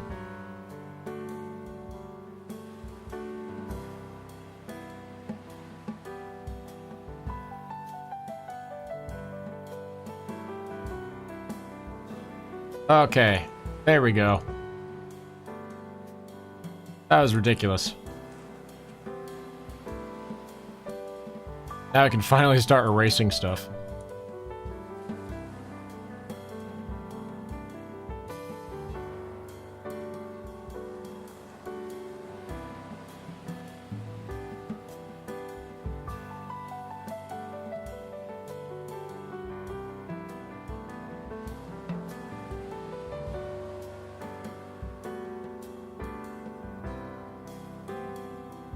I've never seen an image of such high quality before.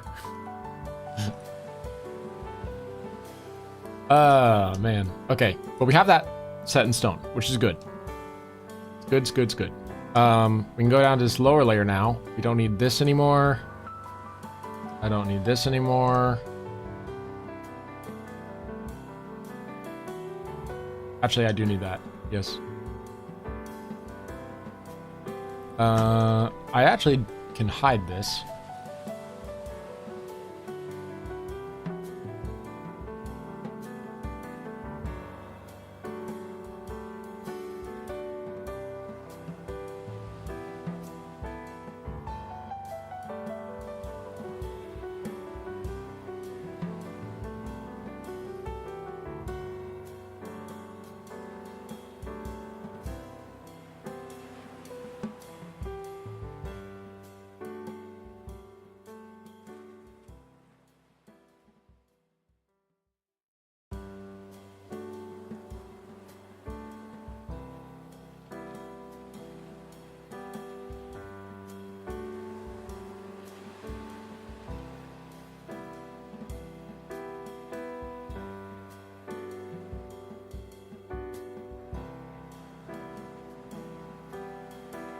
Oops, dropped them out there.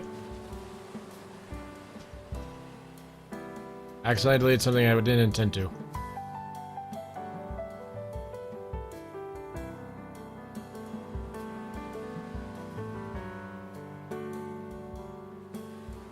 Okay, let's try to prevent ourselves from getting confused, yeah?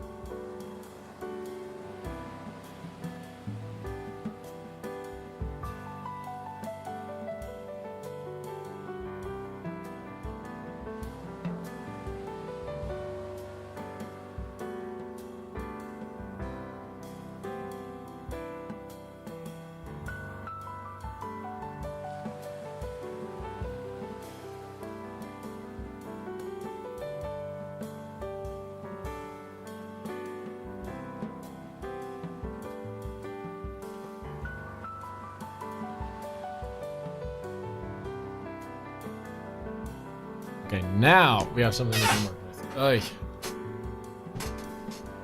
Oy, oy, oy, oy, oy, oy, oy. Took bloomin' forever, didn't it?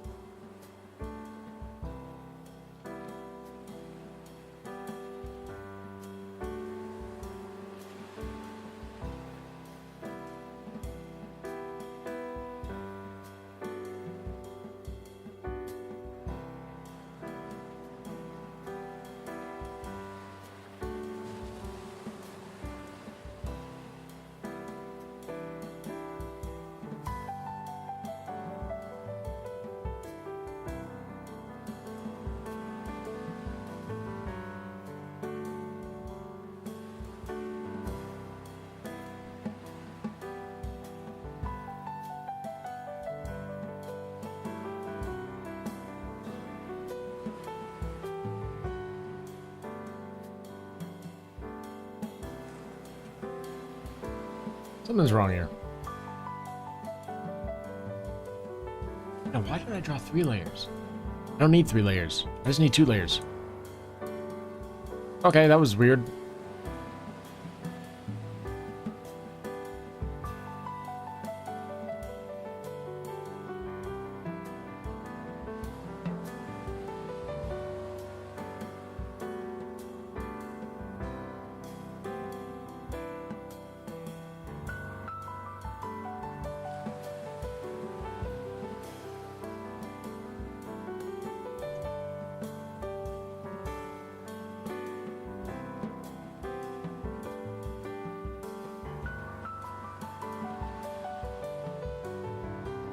There we go.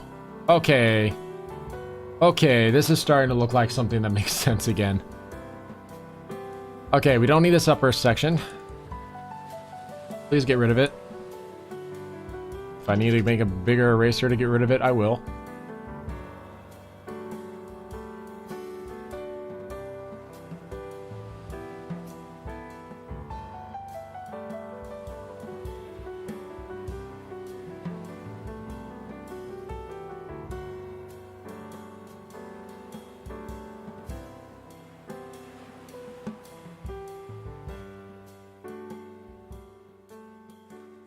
Then you're in the middle.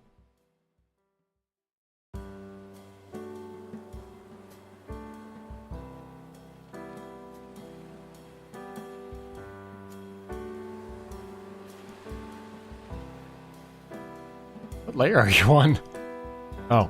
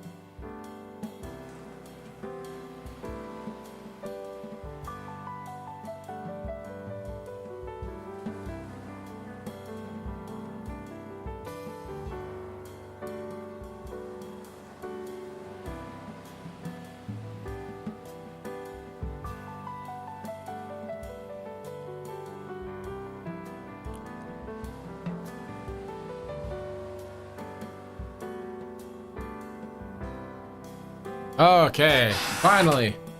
You know, it occurs to me this would have been a lot easier if I just made 3 separate, 3-second separate polygons instead of trying to make one object first. Oh well.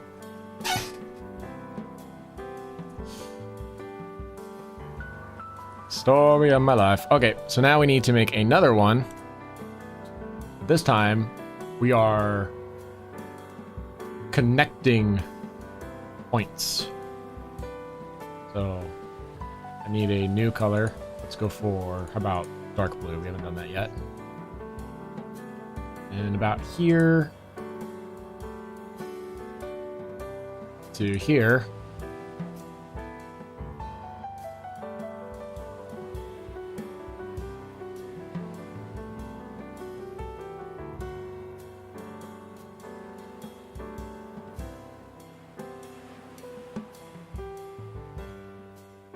And then where else? Probably a little lower, like here to here.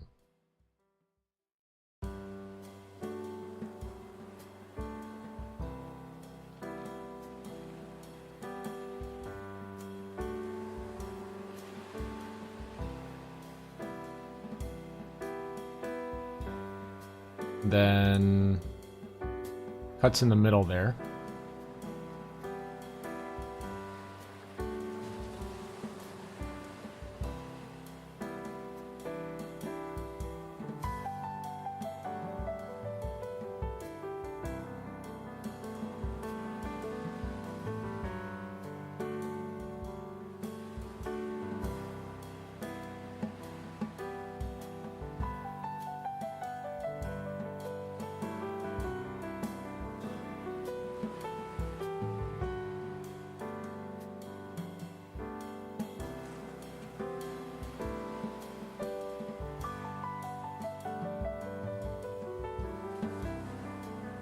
Say ta-ta to all that. Get rid of this upper portion. Really, we're just trying to show that they're connected via the bottom layer. That goes both sides. That's enough. I don't think I need any more. Then, now that we have that done,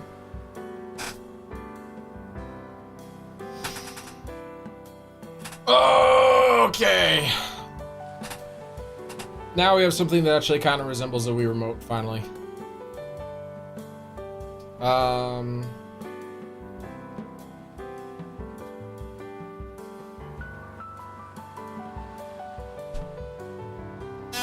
See, now we have that done.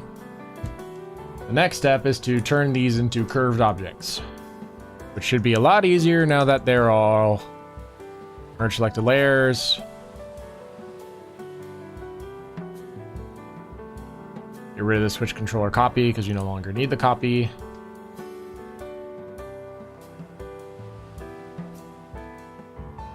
So now I need to turn these into curved things. And we can do that through a yet another layer.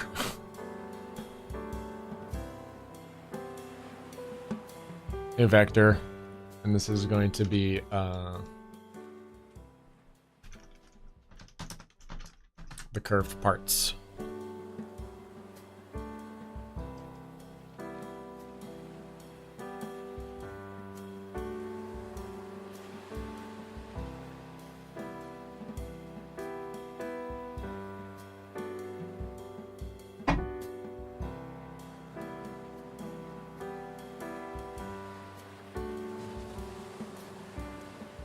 This part's fairly easy.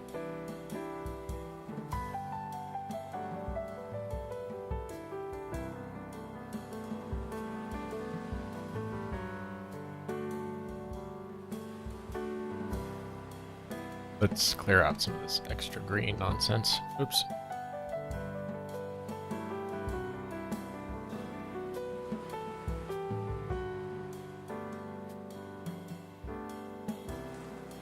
And then, in curved parts, it's already angled properly, we just need to make it round now. So,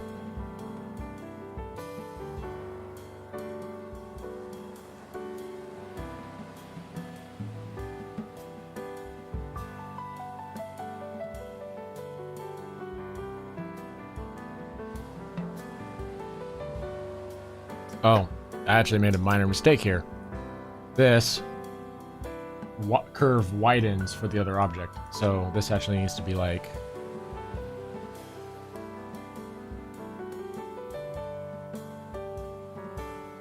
this.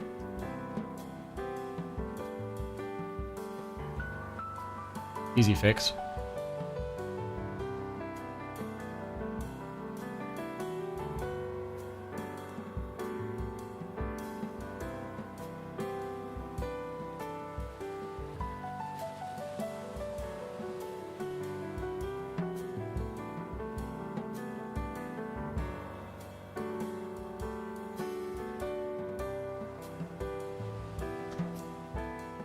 Okay.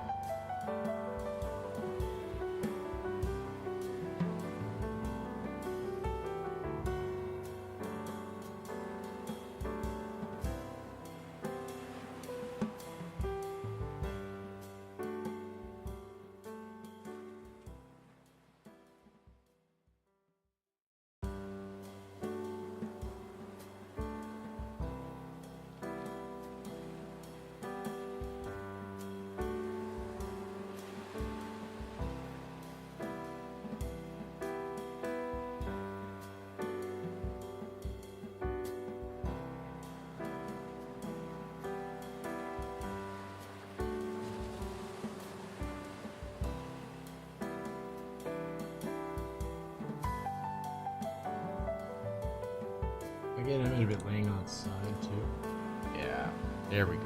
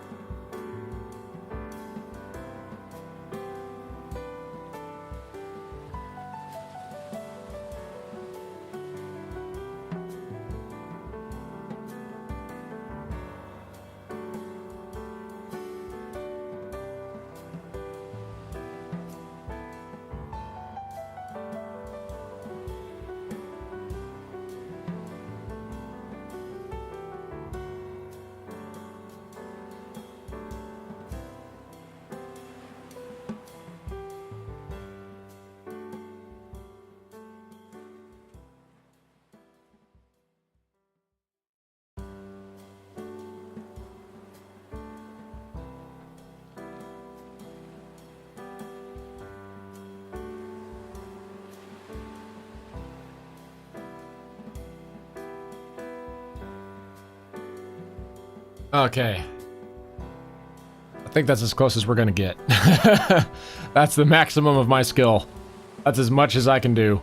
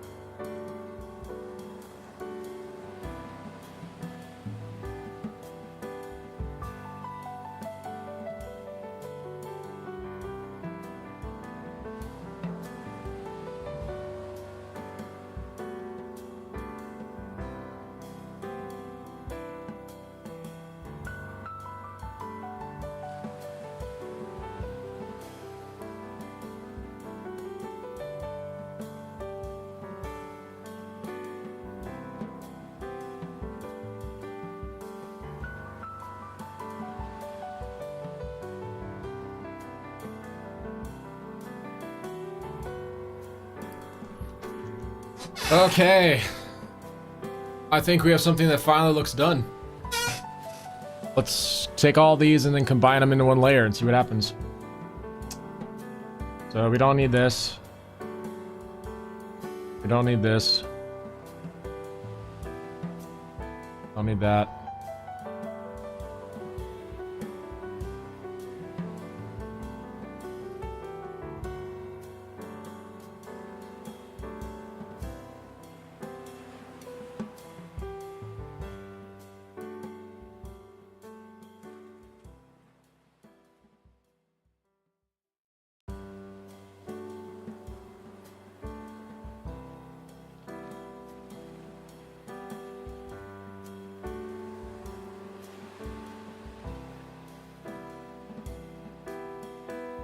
Don't need that anymore. Don't need this anymore. This can get cleaned up. You can clean up that. You can get cleaned up. You can get cleaned up. This is the crease. This is the other crease. So this one's the one that needs to go.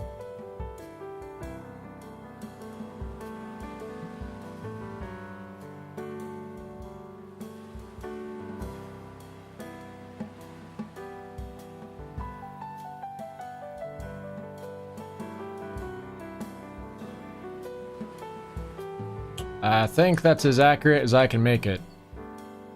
And so while that fact is a little embarrassing that my skill can't go beyond that point, at the very least, at the very least, I have the knowledge that it's going to be far away so not a lot of people can see it.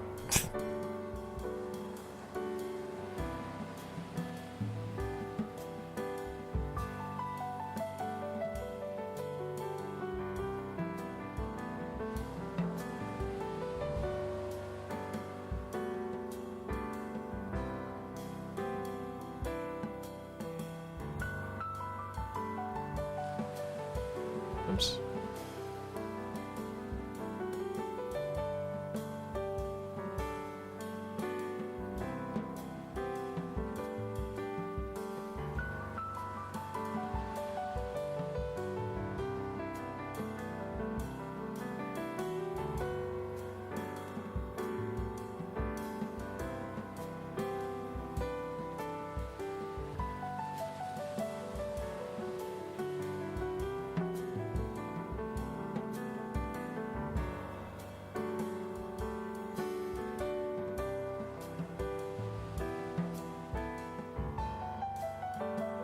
Okay.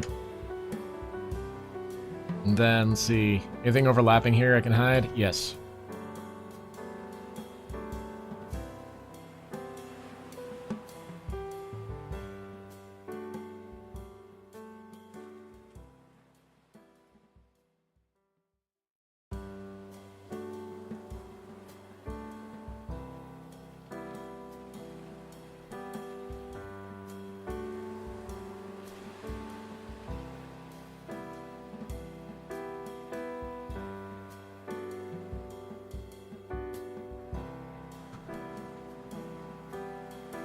Oh, that was ridiculous, wasn't it? But we are good.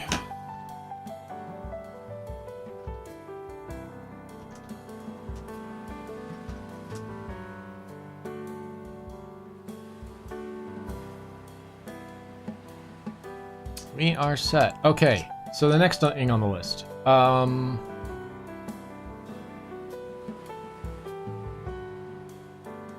That goes away.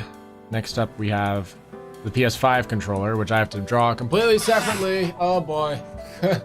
Good as is, it shouldn't be as big of a pain in the butt as the Switch controller, since I'm not drawing 3 separate objects. I'm just building one object effectively. And the PS5 POL. Really shouldn't be a bloomin' copy.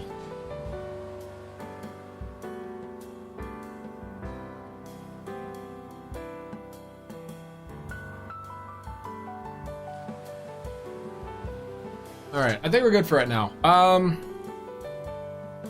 I've been at this for 2 hours. So, as one does in art, I'm gonna take a 15-minute break. Okay? Everybody, be right back. Grab yourself a drink. Use the rest stop if you want. We will meet back at 5:45.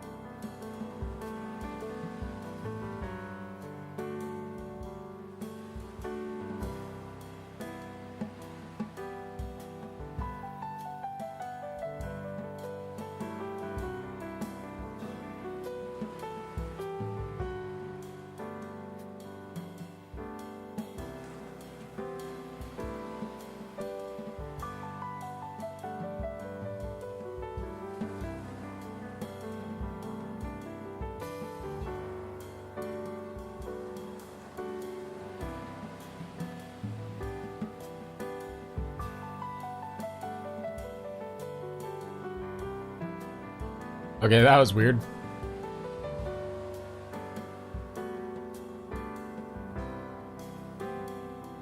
Alrighty, we're back. I got myself a little snack. I ate it. And then I got myself a little bit of drink. I drank it. I tried to use the restroom, but I didn't need to go, so it didn't matter. Okay, who's up next?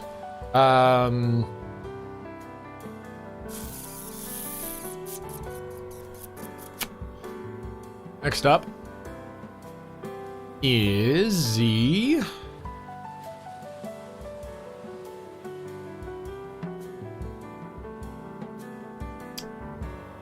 PS5 controller. So this sucker. Oh yeah, another annoying, slightly abstract shape, but we'll figure it out. The Switch actually looks fine. Looking at it, like the Switch looks correct in like every sense of the term. I mean, I could draw buttons on the sides of it, I guess, but there really isn't a whole lot to do with the Switch here.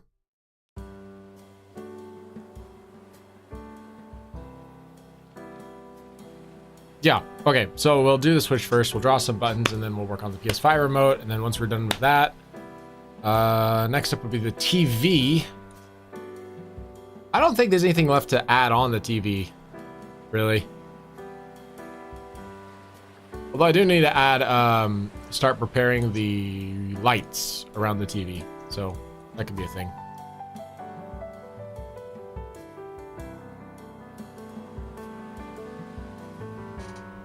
I'm not sure whether to do it as like Christmas lights or bulb lights or like a strap of LEDs or what. We'll figure it out.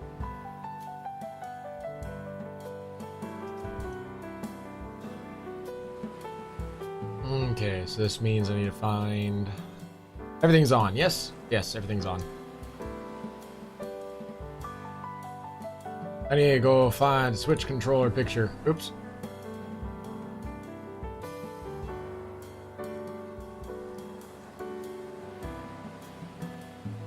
There we go.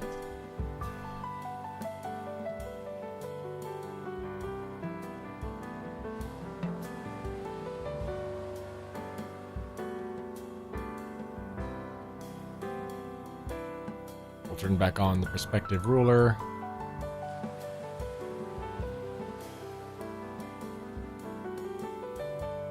Ah.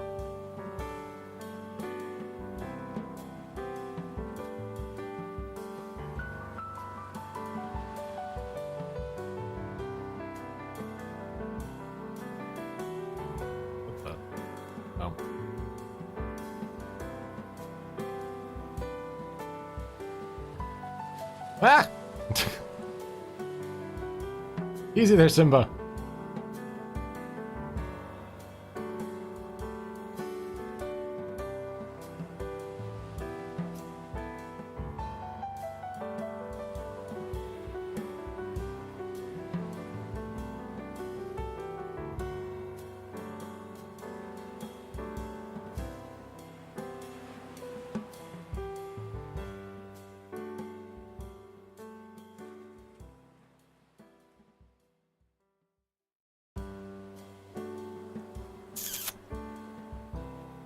Looking at this, there's a part of me that wants to make it a little wider, but it's fine.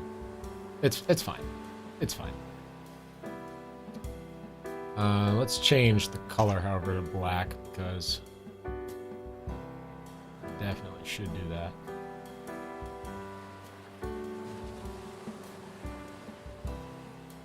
Okay.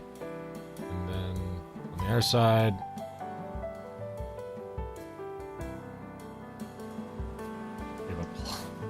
that's the sloppiest looking plus I've ever drawn.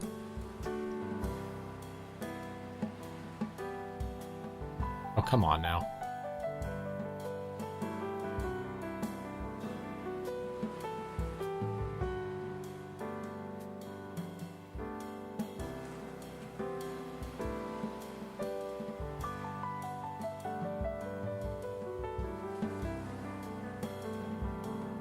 We'll just erase a little bit of this.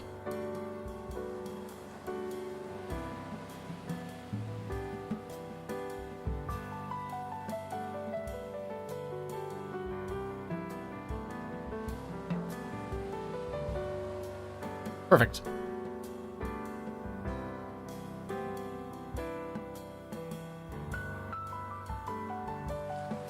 I'd like to say, but truthfully, there's a part of me that's like, we could do a little better.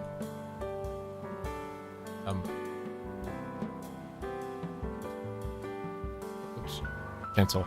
I want to make it a free transform. There we go.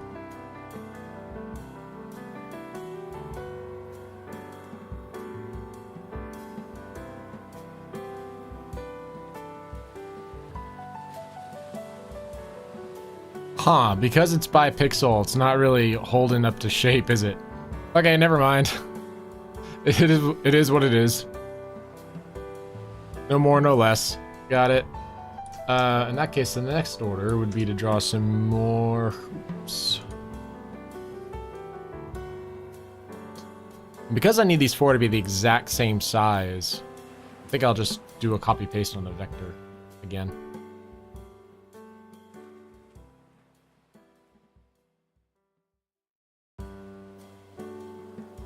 Perfect.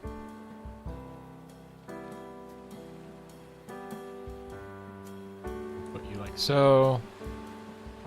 Duplicate. Duplicate. Duplicate. Now there's four of them.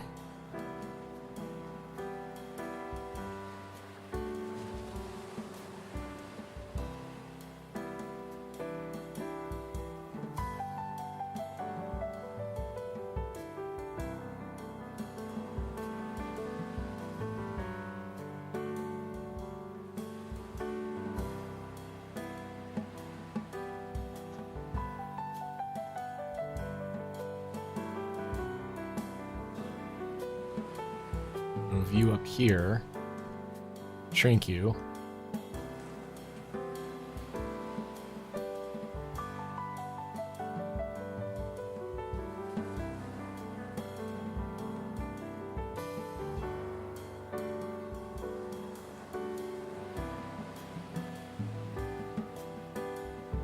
There we go. And then we'll make another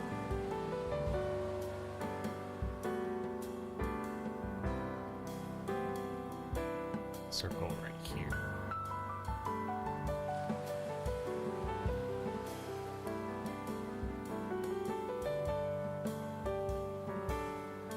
Brilliant. And then this would be right here, except it's going to be partially hidden. I think we'll just... Oops.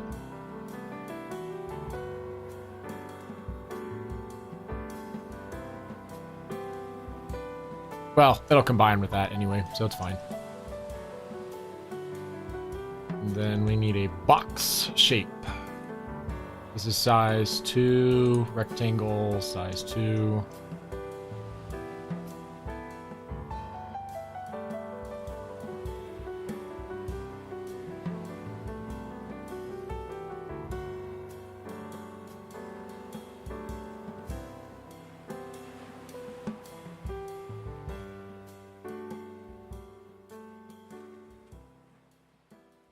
Ah.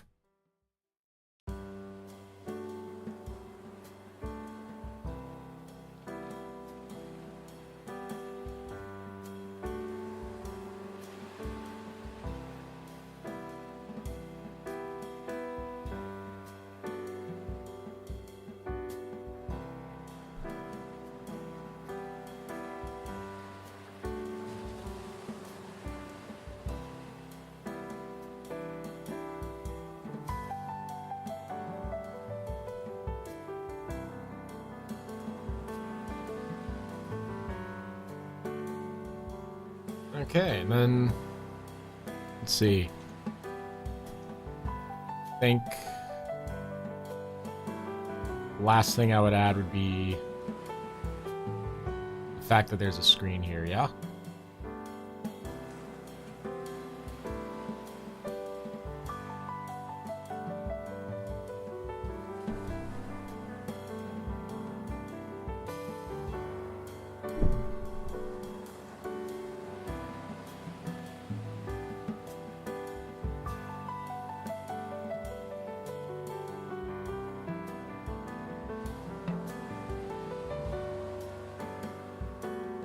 Alrighty.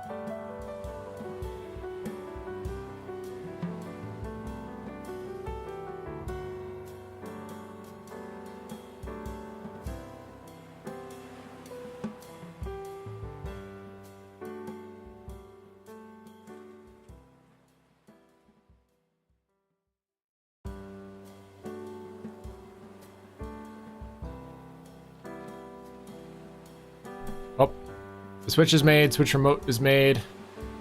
It's all starting to come together. The next thing up is this bad boy right here. We need to turn that into a PS5 remote.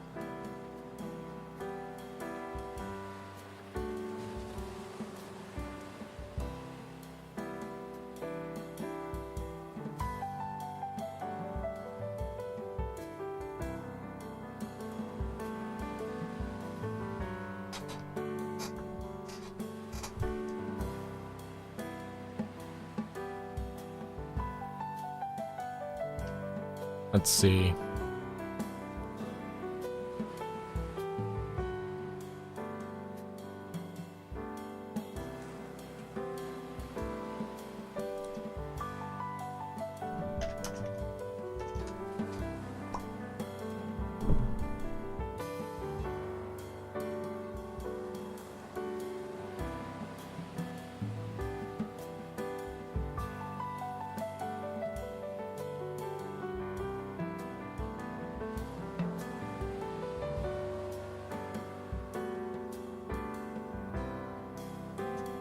Okay, doesn't seem like it's too bad of a shape. One thing bad I can say about it is that I think with the image I did here, because I made the Switch remote so ridiculously big, it doesn't make sense for this thing to be so small. Right? So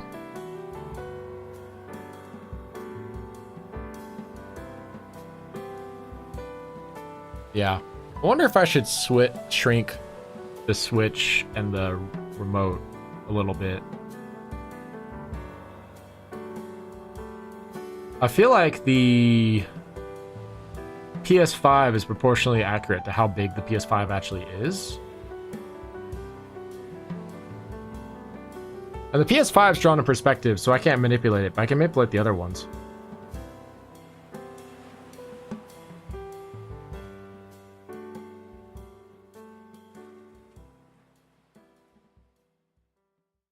Let's see, given the distance, does it make sense for the PS5? Nah, the Switch actually looks like it's an okay shape.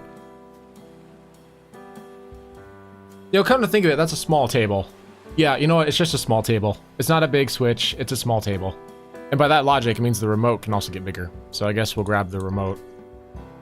And we'll just make it a little larger. There. Perfect.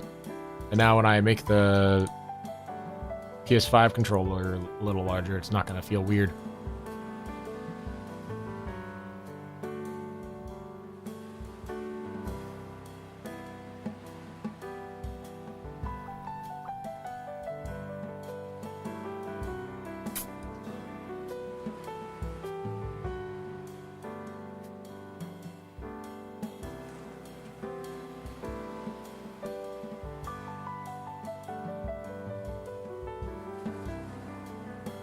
Let's free transform it a bit.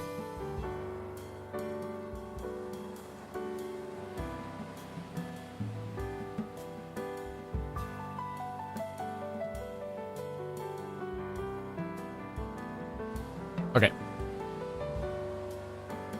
And then I want to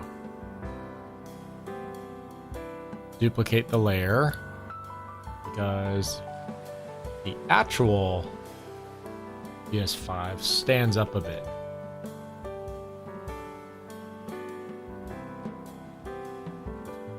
And we'll change the color to something like this so that I can tell the difference. Okay, and then what we'll do here is that we'll use a red color. And we'll be like, hey, let's try to connect the dots here. So I would love to get an image of a PS5 controller that's on its side. Kind of in this position. Ooh. That's kind of it. Kinda.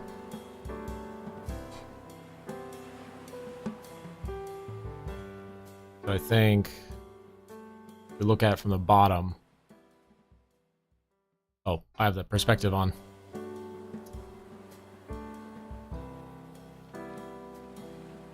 Starts going up like this because the controller is very steep here, right? And then if we look at the other one I found, hold on. An image, a new tab. Where's that other one I just saw? There it is. Open image, a new tab.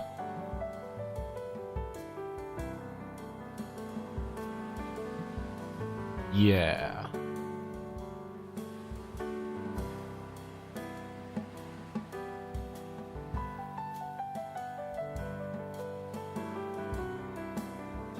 Because it's gonna tilt forward, right? So yeah. Also, this definitely needs to be a bit longer as well.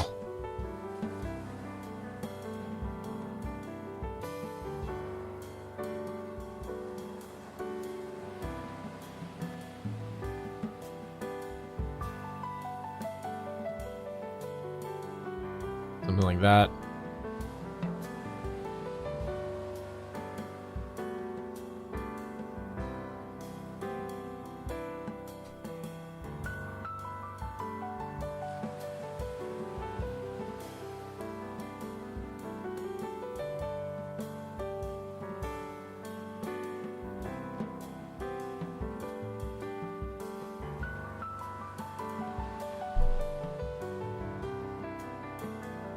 But the fact is that this thing is actually made in several layers. And it's flat.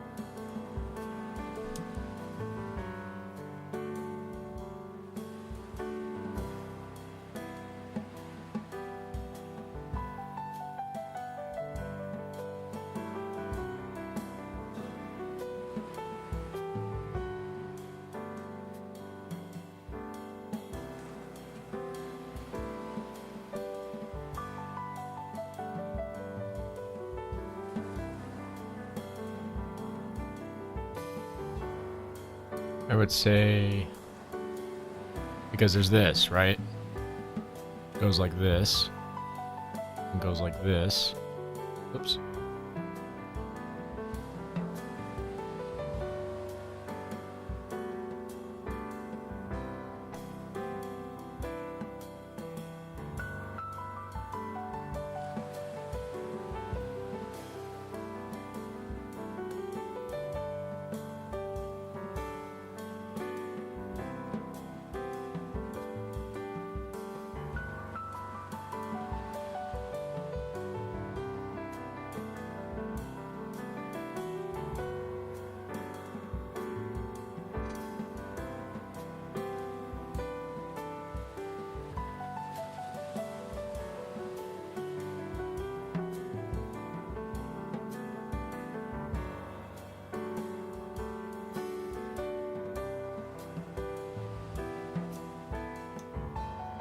because it's roundish. So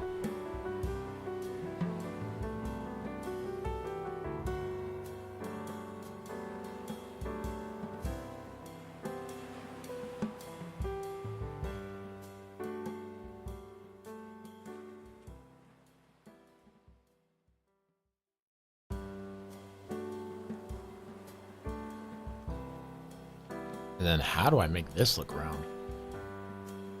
Ordinarily what I do is I do this sort of thing, right?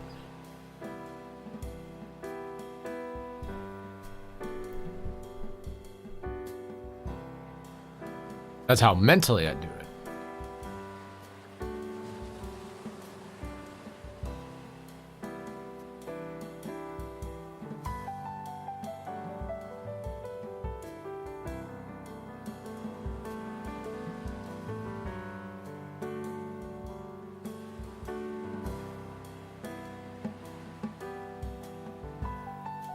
Grab the ellipse tool.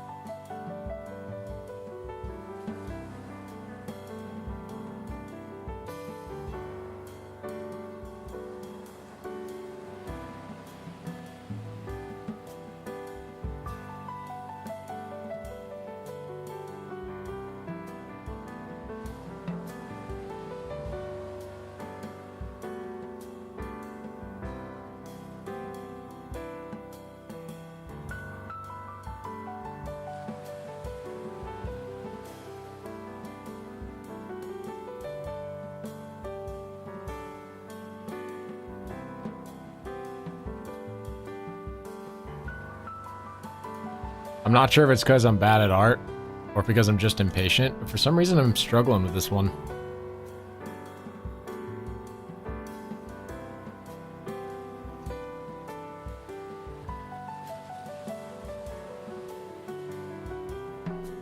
Because let's see. There's a part like this, and then it kind of just starts to curve in this way.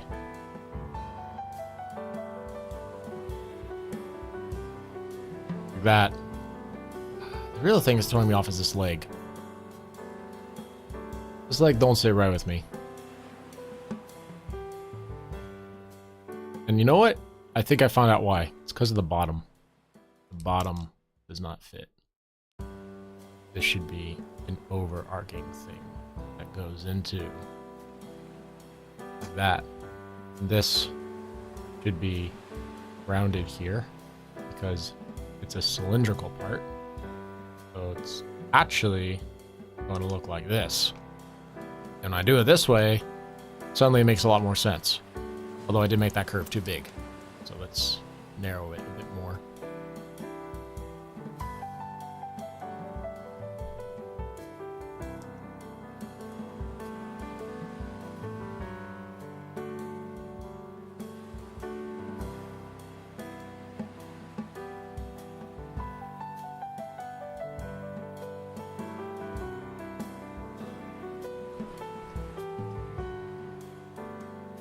Then I don't need this line anymore at all, because this gets the point across well enough.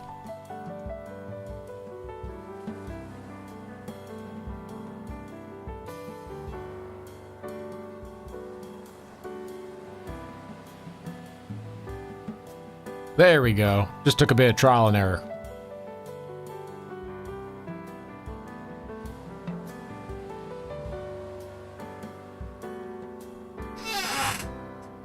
Now for the part that things get a little complicated.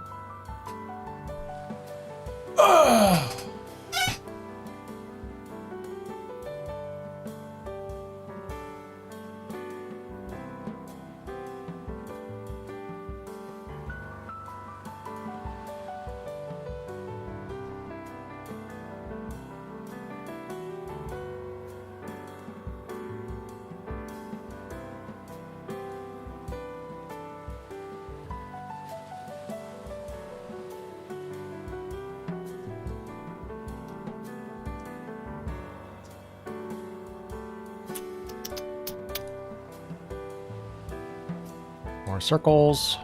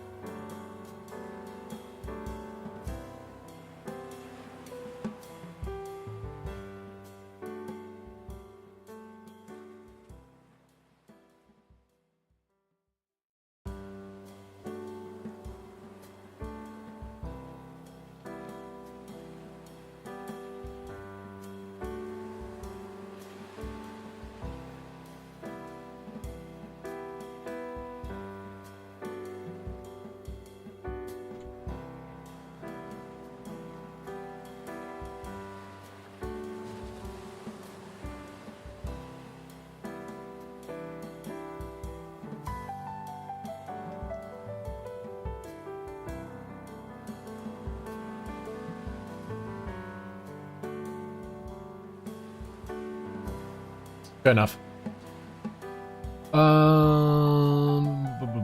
Bum.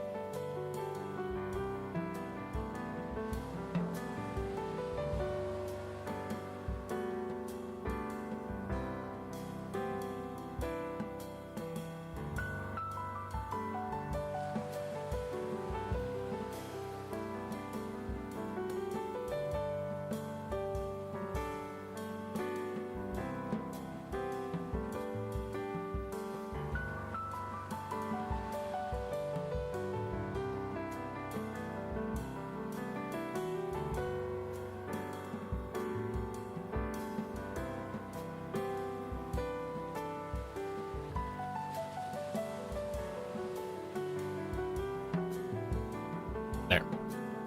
And then we need more buttons. I guess I'll start with... Nah, we have to draw this by hand. Sucks, but it is what it is.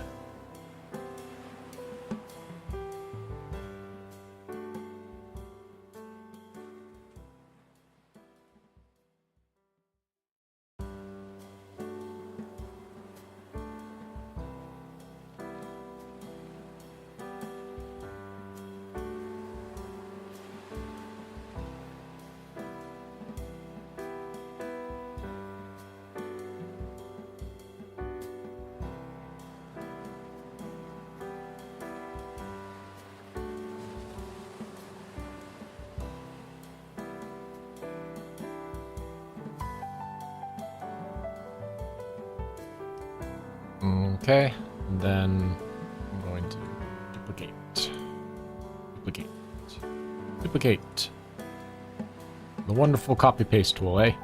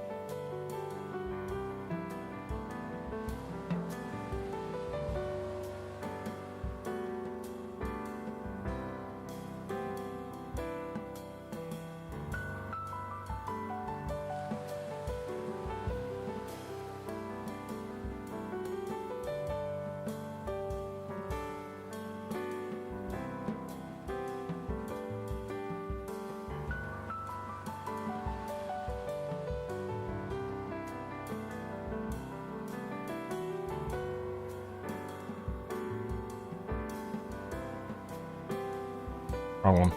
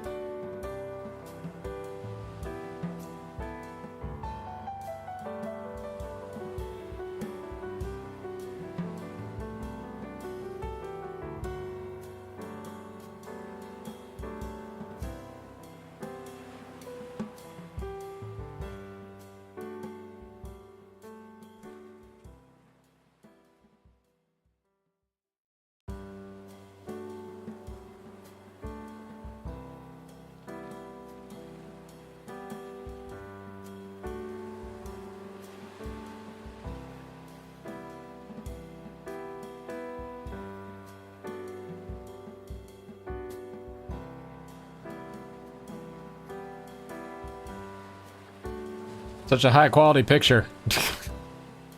Makes you wonder why we even bother. Whatever. It's almost done. You know, there are buttons you can put in the middle, but I don't think they're worth doing at this point.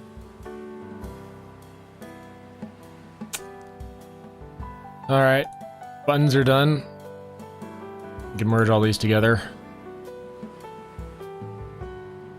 Which means the next step, hopefully the last step, is to get the Joy-Con sticks.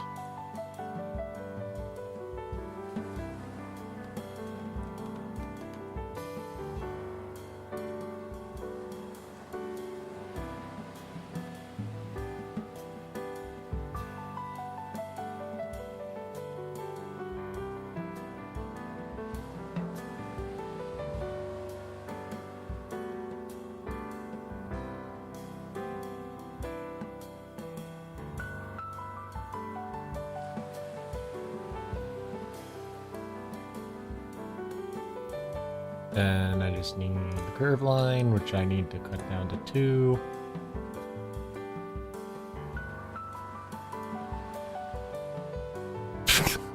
It's so pixelated, we can't even tell if what I'm doing is detail or not. Okay, I will make the future images larger. I'm starting to think 3 times as larger instead of just double. Ay, ay, ay.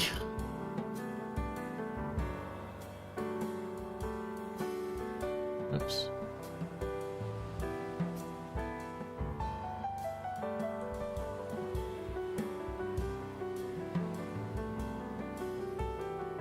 Right. Well, I think that's as close as we're going to get on this super pixelated image.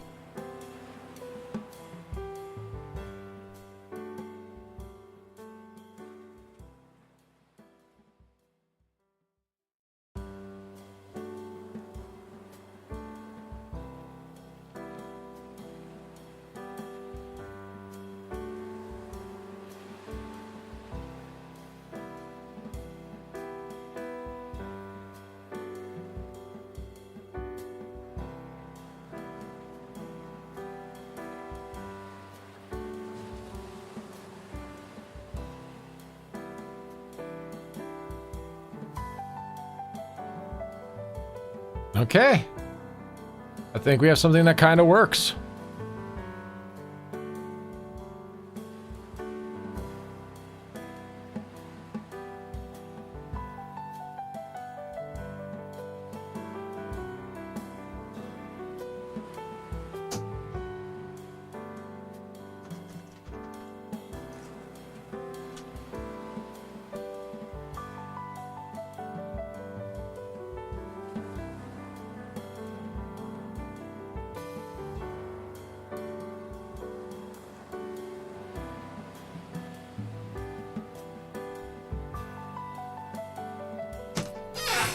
Okay, next on the list is the TV.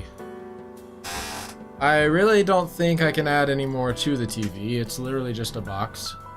But there is this matter of the light source around the TV that I may want to add. So let's say that the TV is done, but the lighting is not. So we'll make a new layer for TV lights. And we need to think about what kind of outline we're working with here.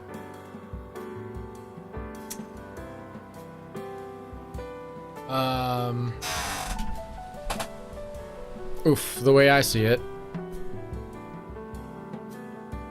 got a few options. Whoops. Here, tighten that. Don't want that flailing around, eh? We can,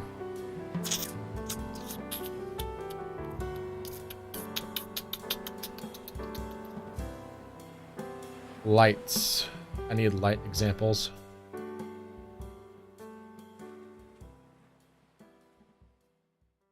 We can do it as a light bulb, like a dressing room style, Hollywood style light, where it's basically a bunch of bulbs around it. We can do it as a string of Christmas lights, or we can do it as a strap of LEDs. And really the only difference between all those is how many circles do I want to draw. Let's look at my examples again.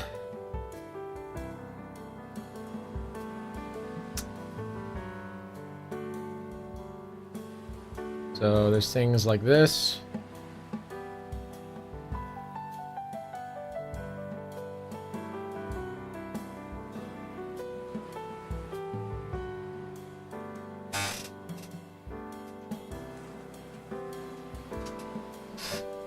There's things like this.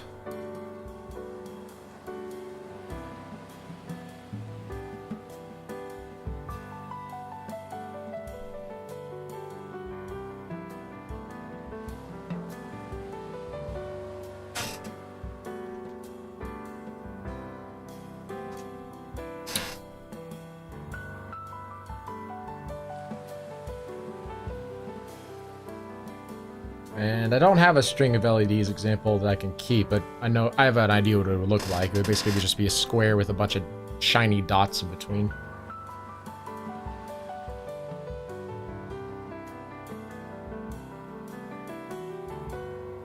Oh, actually, I do have an example of that.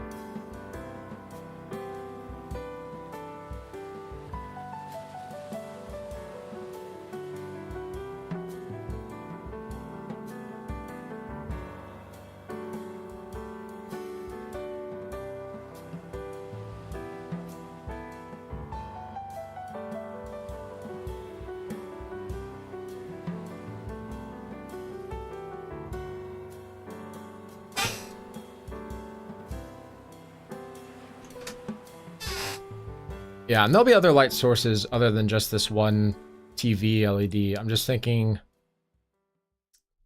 which of these seems the most...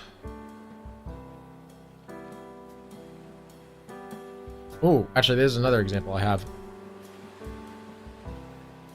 This is more of a string light than an LED, but sure, we'll take a picture of it. Zoop.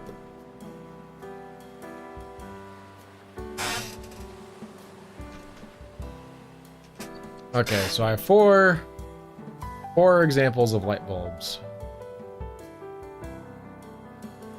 I have bulby light bulbs. I have... Let's get rid of these. I have bulby light bulbs. I have LED light bulbs, and I have Christmas light bulbs. Which do I like the most? Let's take a little zoom out and look at the room. What fits this room? What fits this room?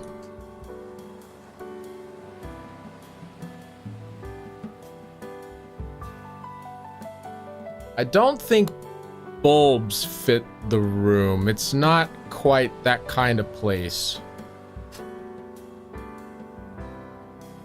I like... The LEDs aren't bad. They're pretty simple. They basically just hug the perimeter. But they don't look like they give off as much light in the room, despite them being LEDs. I guess that just depends on how much shine I put on them. The Christmas lights look really good, and they look pretty easy to make.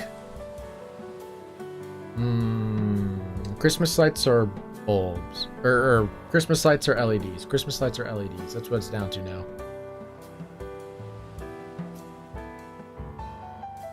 Let's take a look at these two things side by side.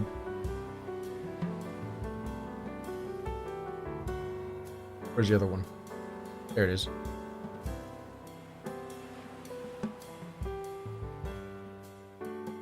So here's LEDs. Here's Christmas lights.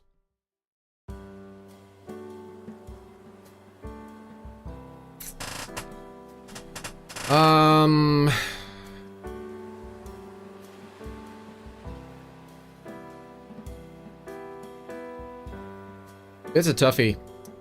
From what I can tell, the LEDs are better at giving like a soft glow effect. They provide lighting, but they're not meant to be like the main source of light. Whereas the Christmas lights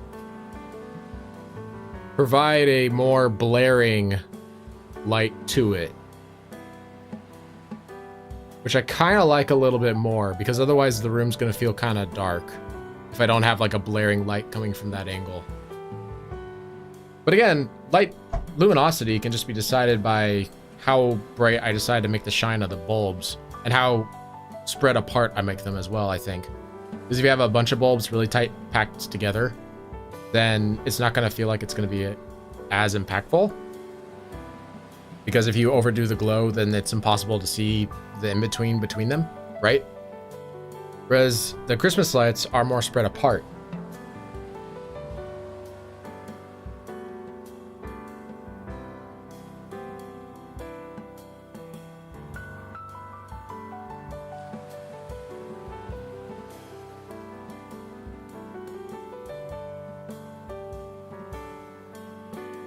Okay, I've decided we're gonna do the Christmas lights.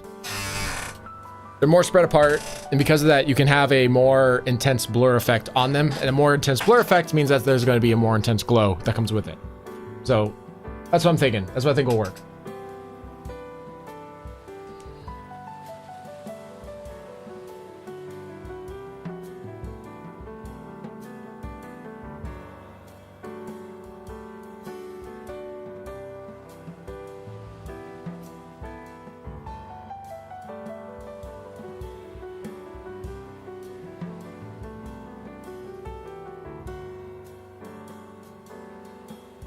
Okay, so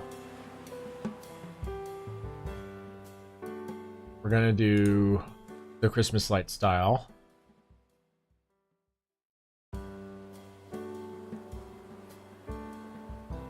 I may have just killed my stream. Hold on.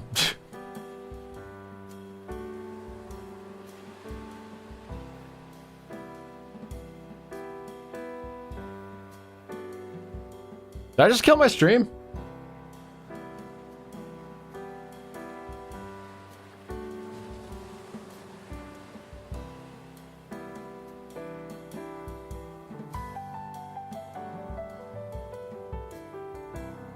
Okay, good.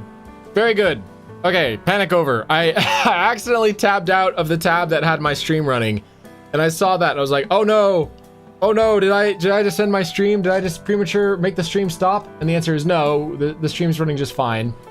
Okay, good to know. If you accidentally clicked out of YouTube, you don't just straight up end the stream. That was scary. I was like, oh no. But we're good here. Okay, in that case, put you away. This is what I want. You can go over there. Here's light bulb. Here's the other light bulb. My references. Come here. Come on. There we go. Okay, now I have 2 light bulb effects. Hopefully that'll make things better.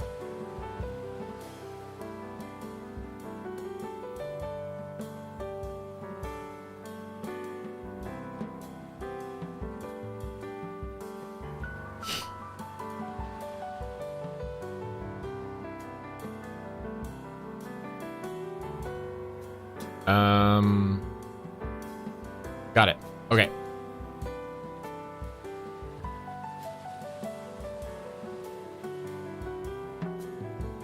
So first things first, I need to visualize how I would put this. Because here I just put it loosey-goosey, right?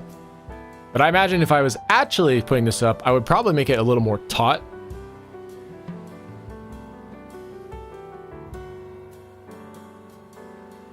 So I guess that means I need to go look up examples of Christmas lights. Let's see here. Christmas lights. Images.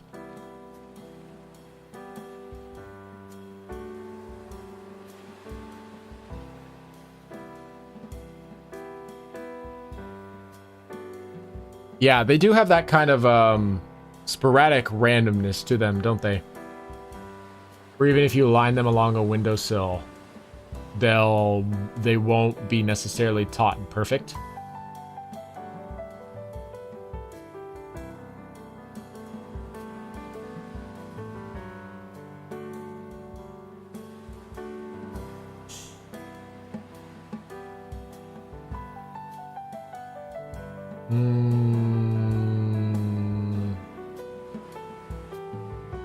Christmas lights along window.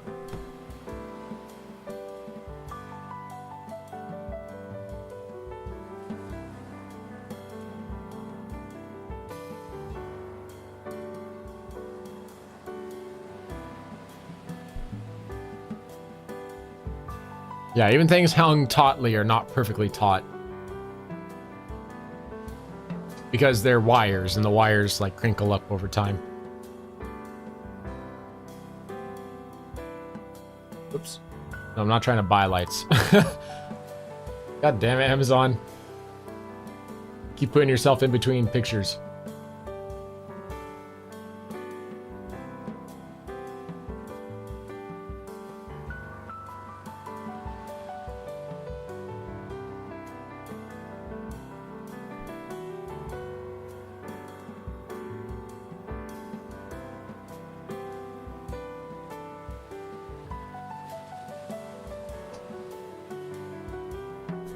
Yeah, okay. So, let's see. Here's what I'm thinking. I'm thinking that I need to figure out how to make this naturally look wavy while being reasonably straight, and then I need to figure out how to duplicate that perfectly. See, my first thought was, oh, what I can do here... Perspective's off, yes? Yeah, it's off. What I can do here, right, is I can try to make the smoothest line possible as I go across like this, and try to just do this thing once and then make a copy. But A, it's a little hard to make a copy that way. And B, doesn't quite give the crinkle effect I'm looking for. Because yeah, I end up with one of two phrases. I either end up where I'm drawing it too slowly and it basically just looks like I'm doing a lot of dips, as opposed to it being like a stiff wire, or it just becomes like a straight line. Where I do the line too perfectly and then it's like, well, this kind of defeats the purpose, doesn't it? So...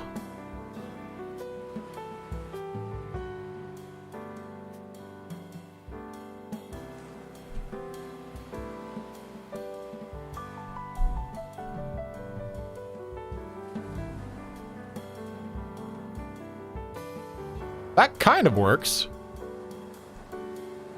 That kind of does it. The idea was like, what if I try to make the straightest line I can? But like, as I do it, I just stop.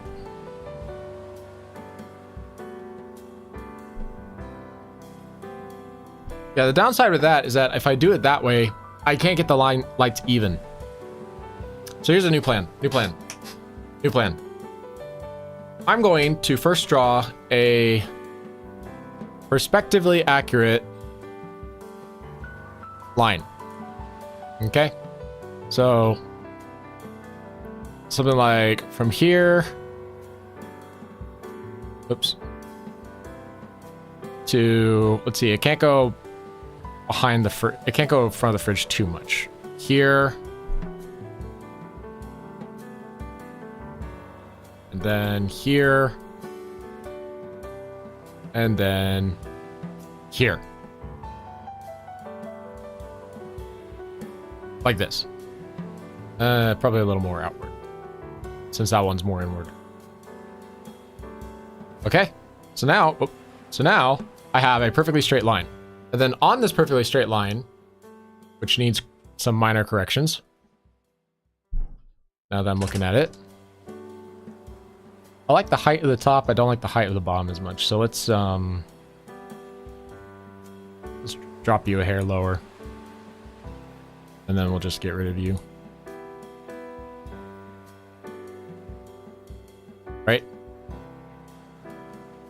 So something that effectively looks like this. You can drop a hair lower, actually. Oops. Easy. Easy. Easy. Oh, no. No, I'm not trying to make an eraser. This is a pen tool. Give me a pen. There we go. Yeah, I'll be behind the PS5 a tiny bit, but I want it to match with the one above it. Otherwise, it don't make any sense.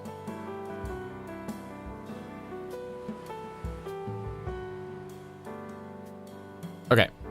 So we have it there. Further down. Further down. Okay. So this is the most accurate line I can make in terms of like spacing and whatnot. So now that I have this, I can place dots that represent where the lights will be evenly.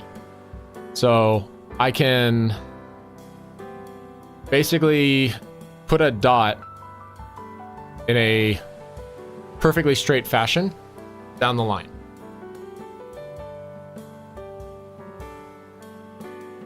Try to make it like as accurate as I can.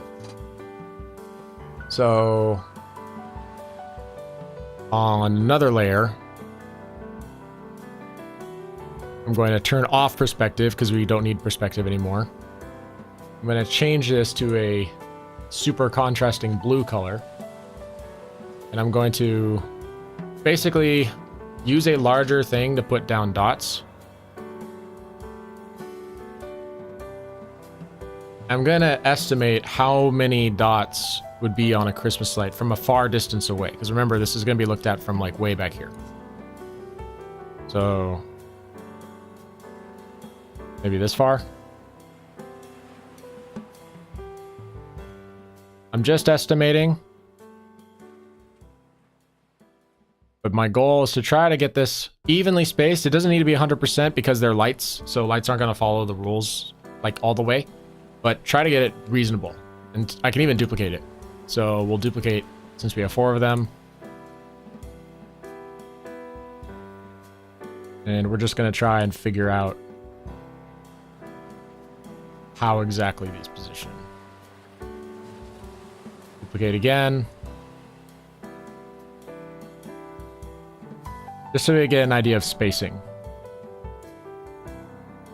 And then because it declines back here, maybe I want to scrunch it up a little bit. Nah, it's fine. Okay, and then we're going to do it again, where we duplicate the layer. Lower it. Down here. Transform it. The anchor point for the transform being this thing. Right?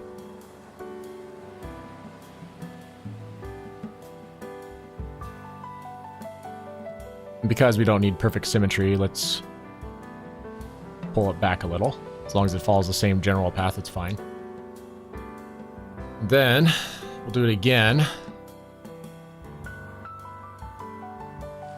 So this time we'll make it horizontal.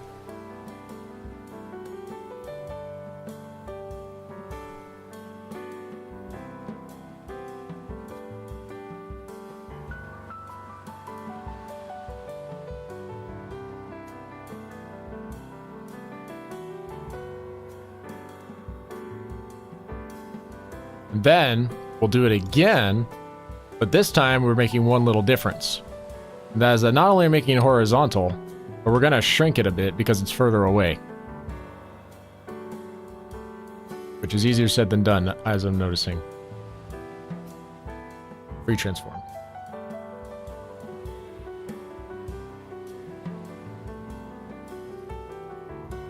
Yeah, it's not going to be by a significant amount, but it's going to be more than what we had before. You know, not all lights are distanced equal and whatnot. Okay, and then we pull out our handy dandy eraser tool to get rid of all the stragglers. So we'll merge selected layers, get rid of this, get rid of this. Get rid of this. Get rid of that, and that, and that. Ta-da! So now we have even spacing among all the lights, which can be seen even from a distance. This makes it a lot easier because now what I'm thinking is that I take a pen tool, right? We'll make it size 5. And I'm going to choose a color that's contrast to all this. We'll go with green. Red, green, blue. Right? And the idea is I'm going to play this game of connect the dots, but there's a catch. The catch is that I'm trying to keep the line straight, but I'm going to do it by hand without a guide. And I'm going to stop between each light. And the idea is that hopefully that will give me something that is kind of curvy. Question is, how much distance do I need between each light to give it like the slight curve that I want without giving it so much... without giving it too much straightness.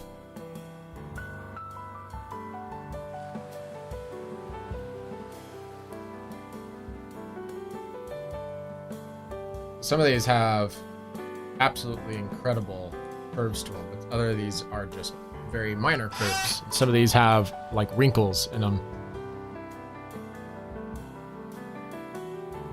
Whatever, we have to start somewhere, so let's just do it.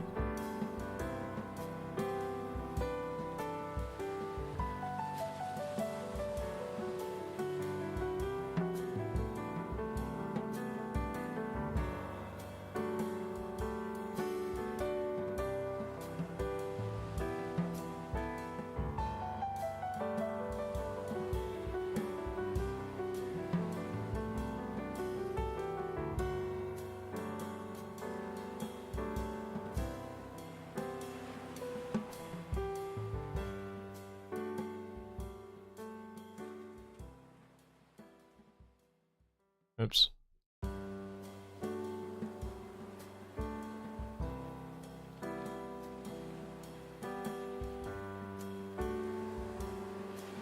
That is working way better than I thought it would. I'll be honest. I know it was my idea, but wow, that turned out great.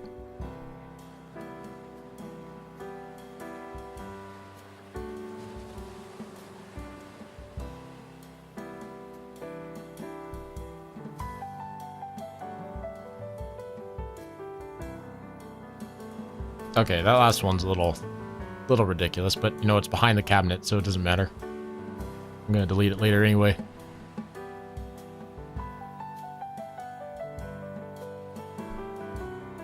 And then boop, boop, boop, boop, boop, boop, boop, boop. Oh, too much. Boop.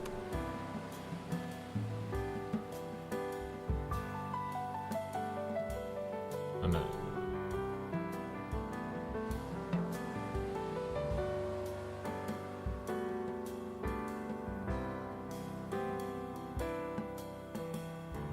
There it is. Voila. I've created a rather acceptable looking light string. So if we hide this, this is what it looks like. And it doesn't matter that there are gaps in between it, because they're going to get filled.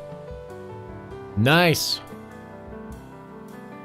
Nice, nice, nice, nice, nice. Okay, in that case, my next train of thought is, can the connect vector line connect all these? I'm kind of curious. So if I go to the vector tool now, it's one big object now. And if I hide this, it's one big object now.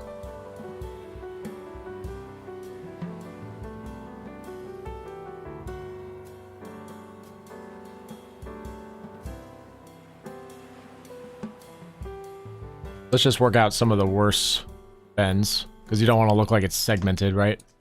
Like this. This is not going to work. It needs to have some fluidity. It can't be so bent that it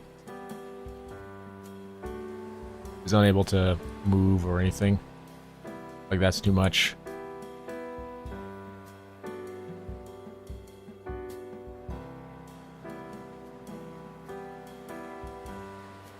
Just get all the ones that are way too crinkly. That one actually makes sense. That one makes sense. I'm going to leave that one. This one, no. This one needs fixing. This one can be adjusted a little.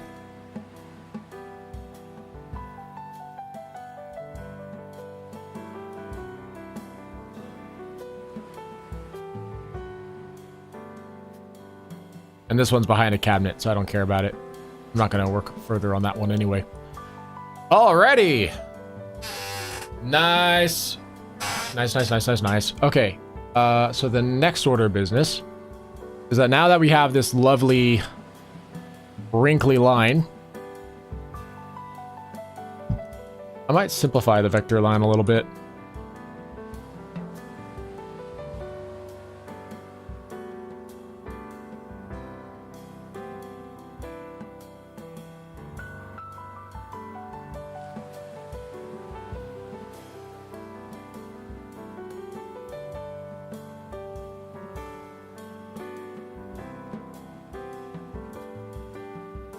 Goal is to kind of cut out all the unnecessary dots.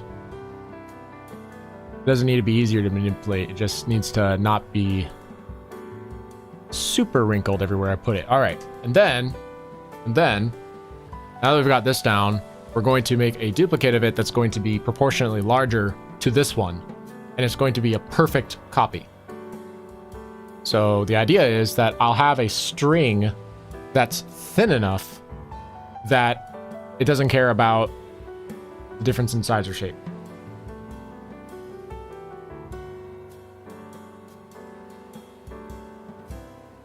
Actually, this is so thin that this might actually just be the thickness of the line. I'm thinking that now. Okay. So if that's the case, then I want to duplicate the layer. I want to adjust the line width to narrow it. We're going to change the color to something that's easy to see. Like red is a complementary color to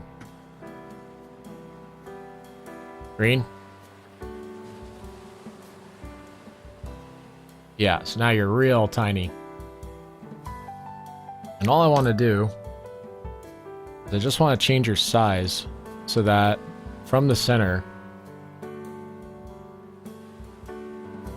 you'll be on the rim like that. Go there. And there. Boom. Boom. Now we have a perfectly shaped thing. And I don't need this, oh yes, apply transformation. I don't need this red, TV light box around anymore. It served its purpose.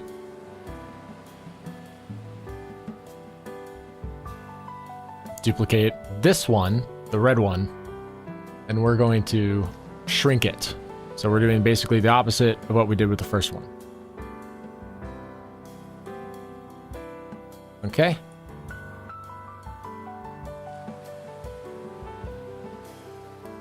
Okay.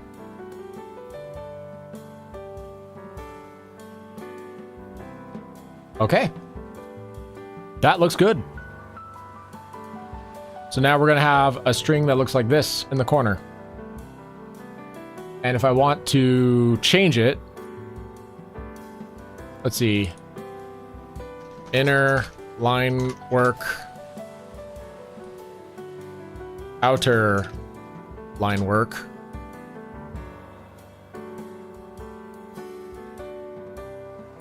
String. Actually, which one is this? Is this the lights? No.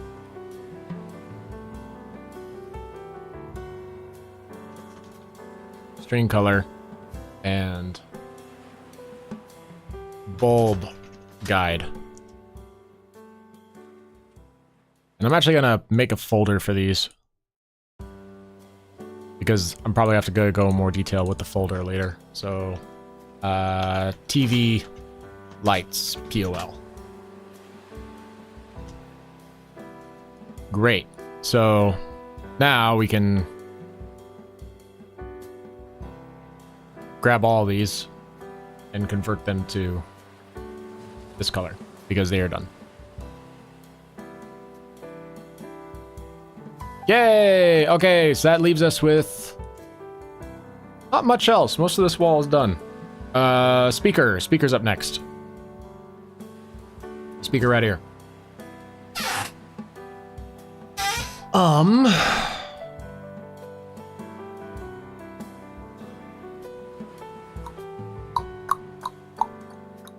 Yeah, okay. I want to put a little line underneath it.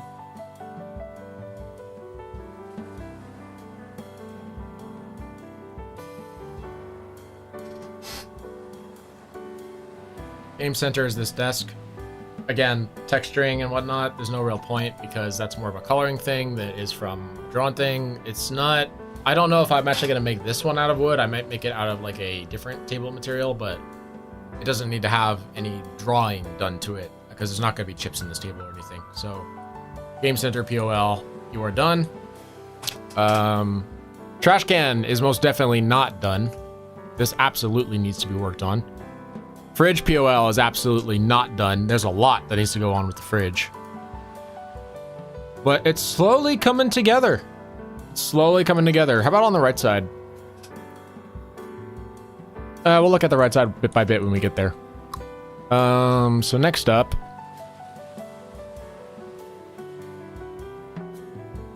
Let's see, the speaker's fine. Mostly. I do want to put in like a...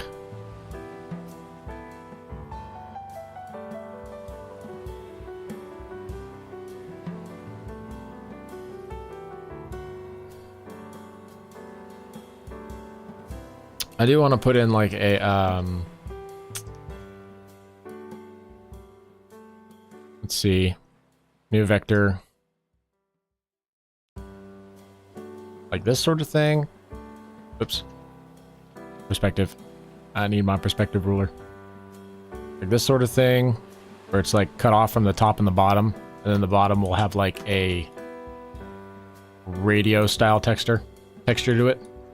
Like a big subwoofer texture. I don't know if that's what a subwoofer actually is, but you know what I mean. Like the box.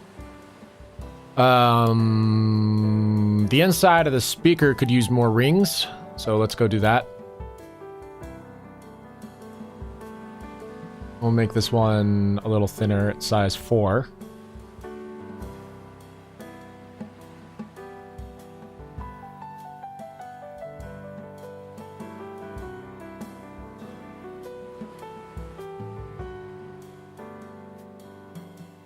I'm just going to move you towards the center.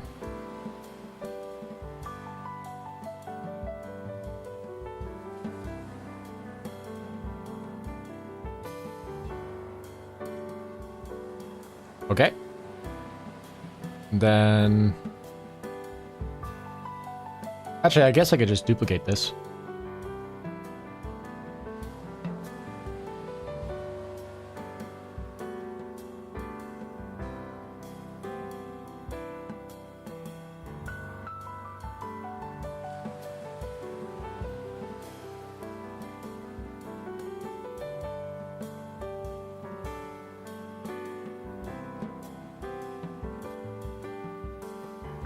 Like that. And then, yeah, I can just duplicate this again. So we'll grab this, copy, paste, move. Oh, cancel. Cancel.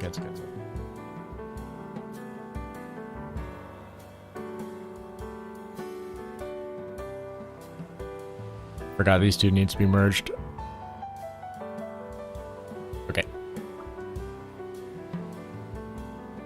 As I was saying, I can highlight this like that. Copy, paste, move over here. And just like the last one, we're gonna shrink it.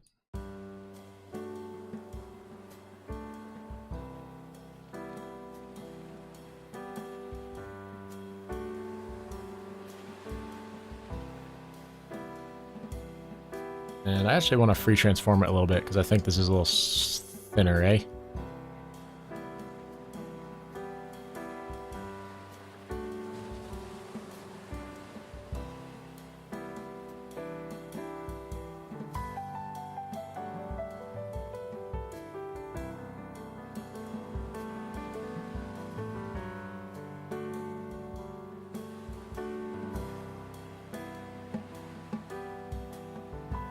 Merge selected layers.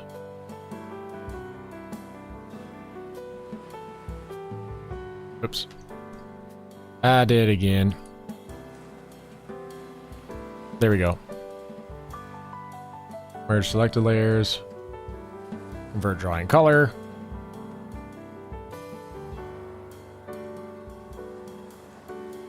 Drop to 35%. Label green. There we go. One more victory. What's next?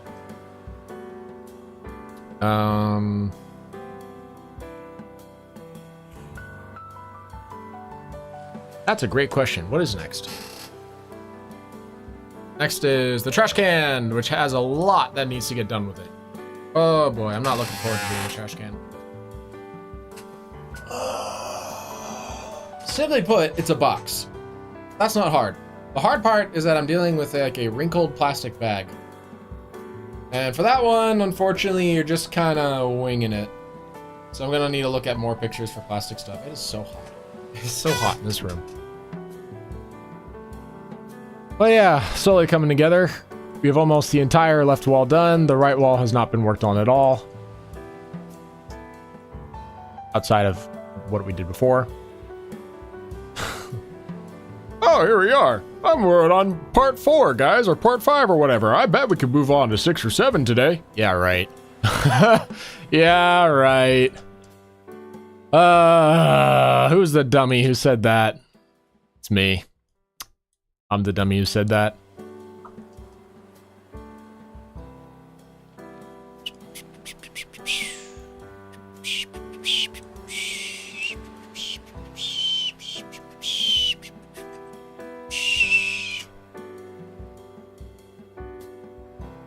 Right, I'm getting hot, I'm getting hungry.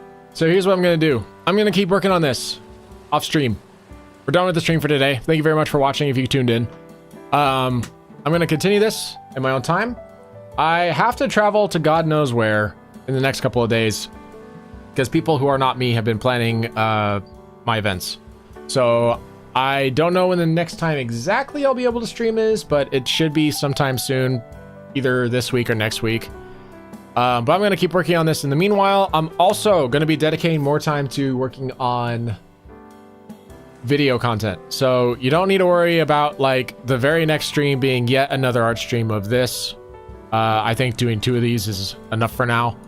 I mean, I'll tune in again when I get past this stage and move on to like some serious coloring stuff because I know that's interesting to watch.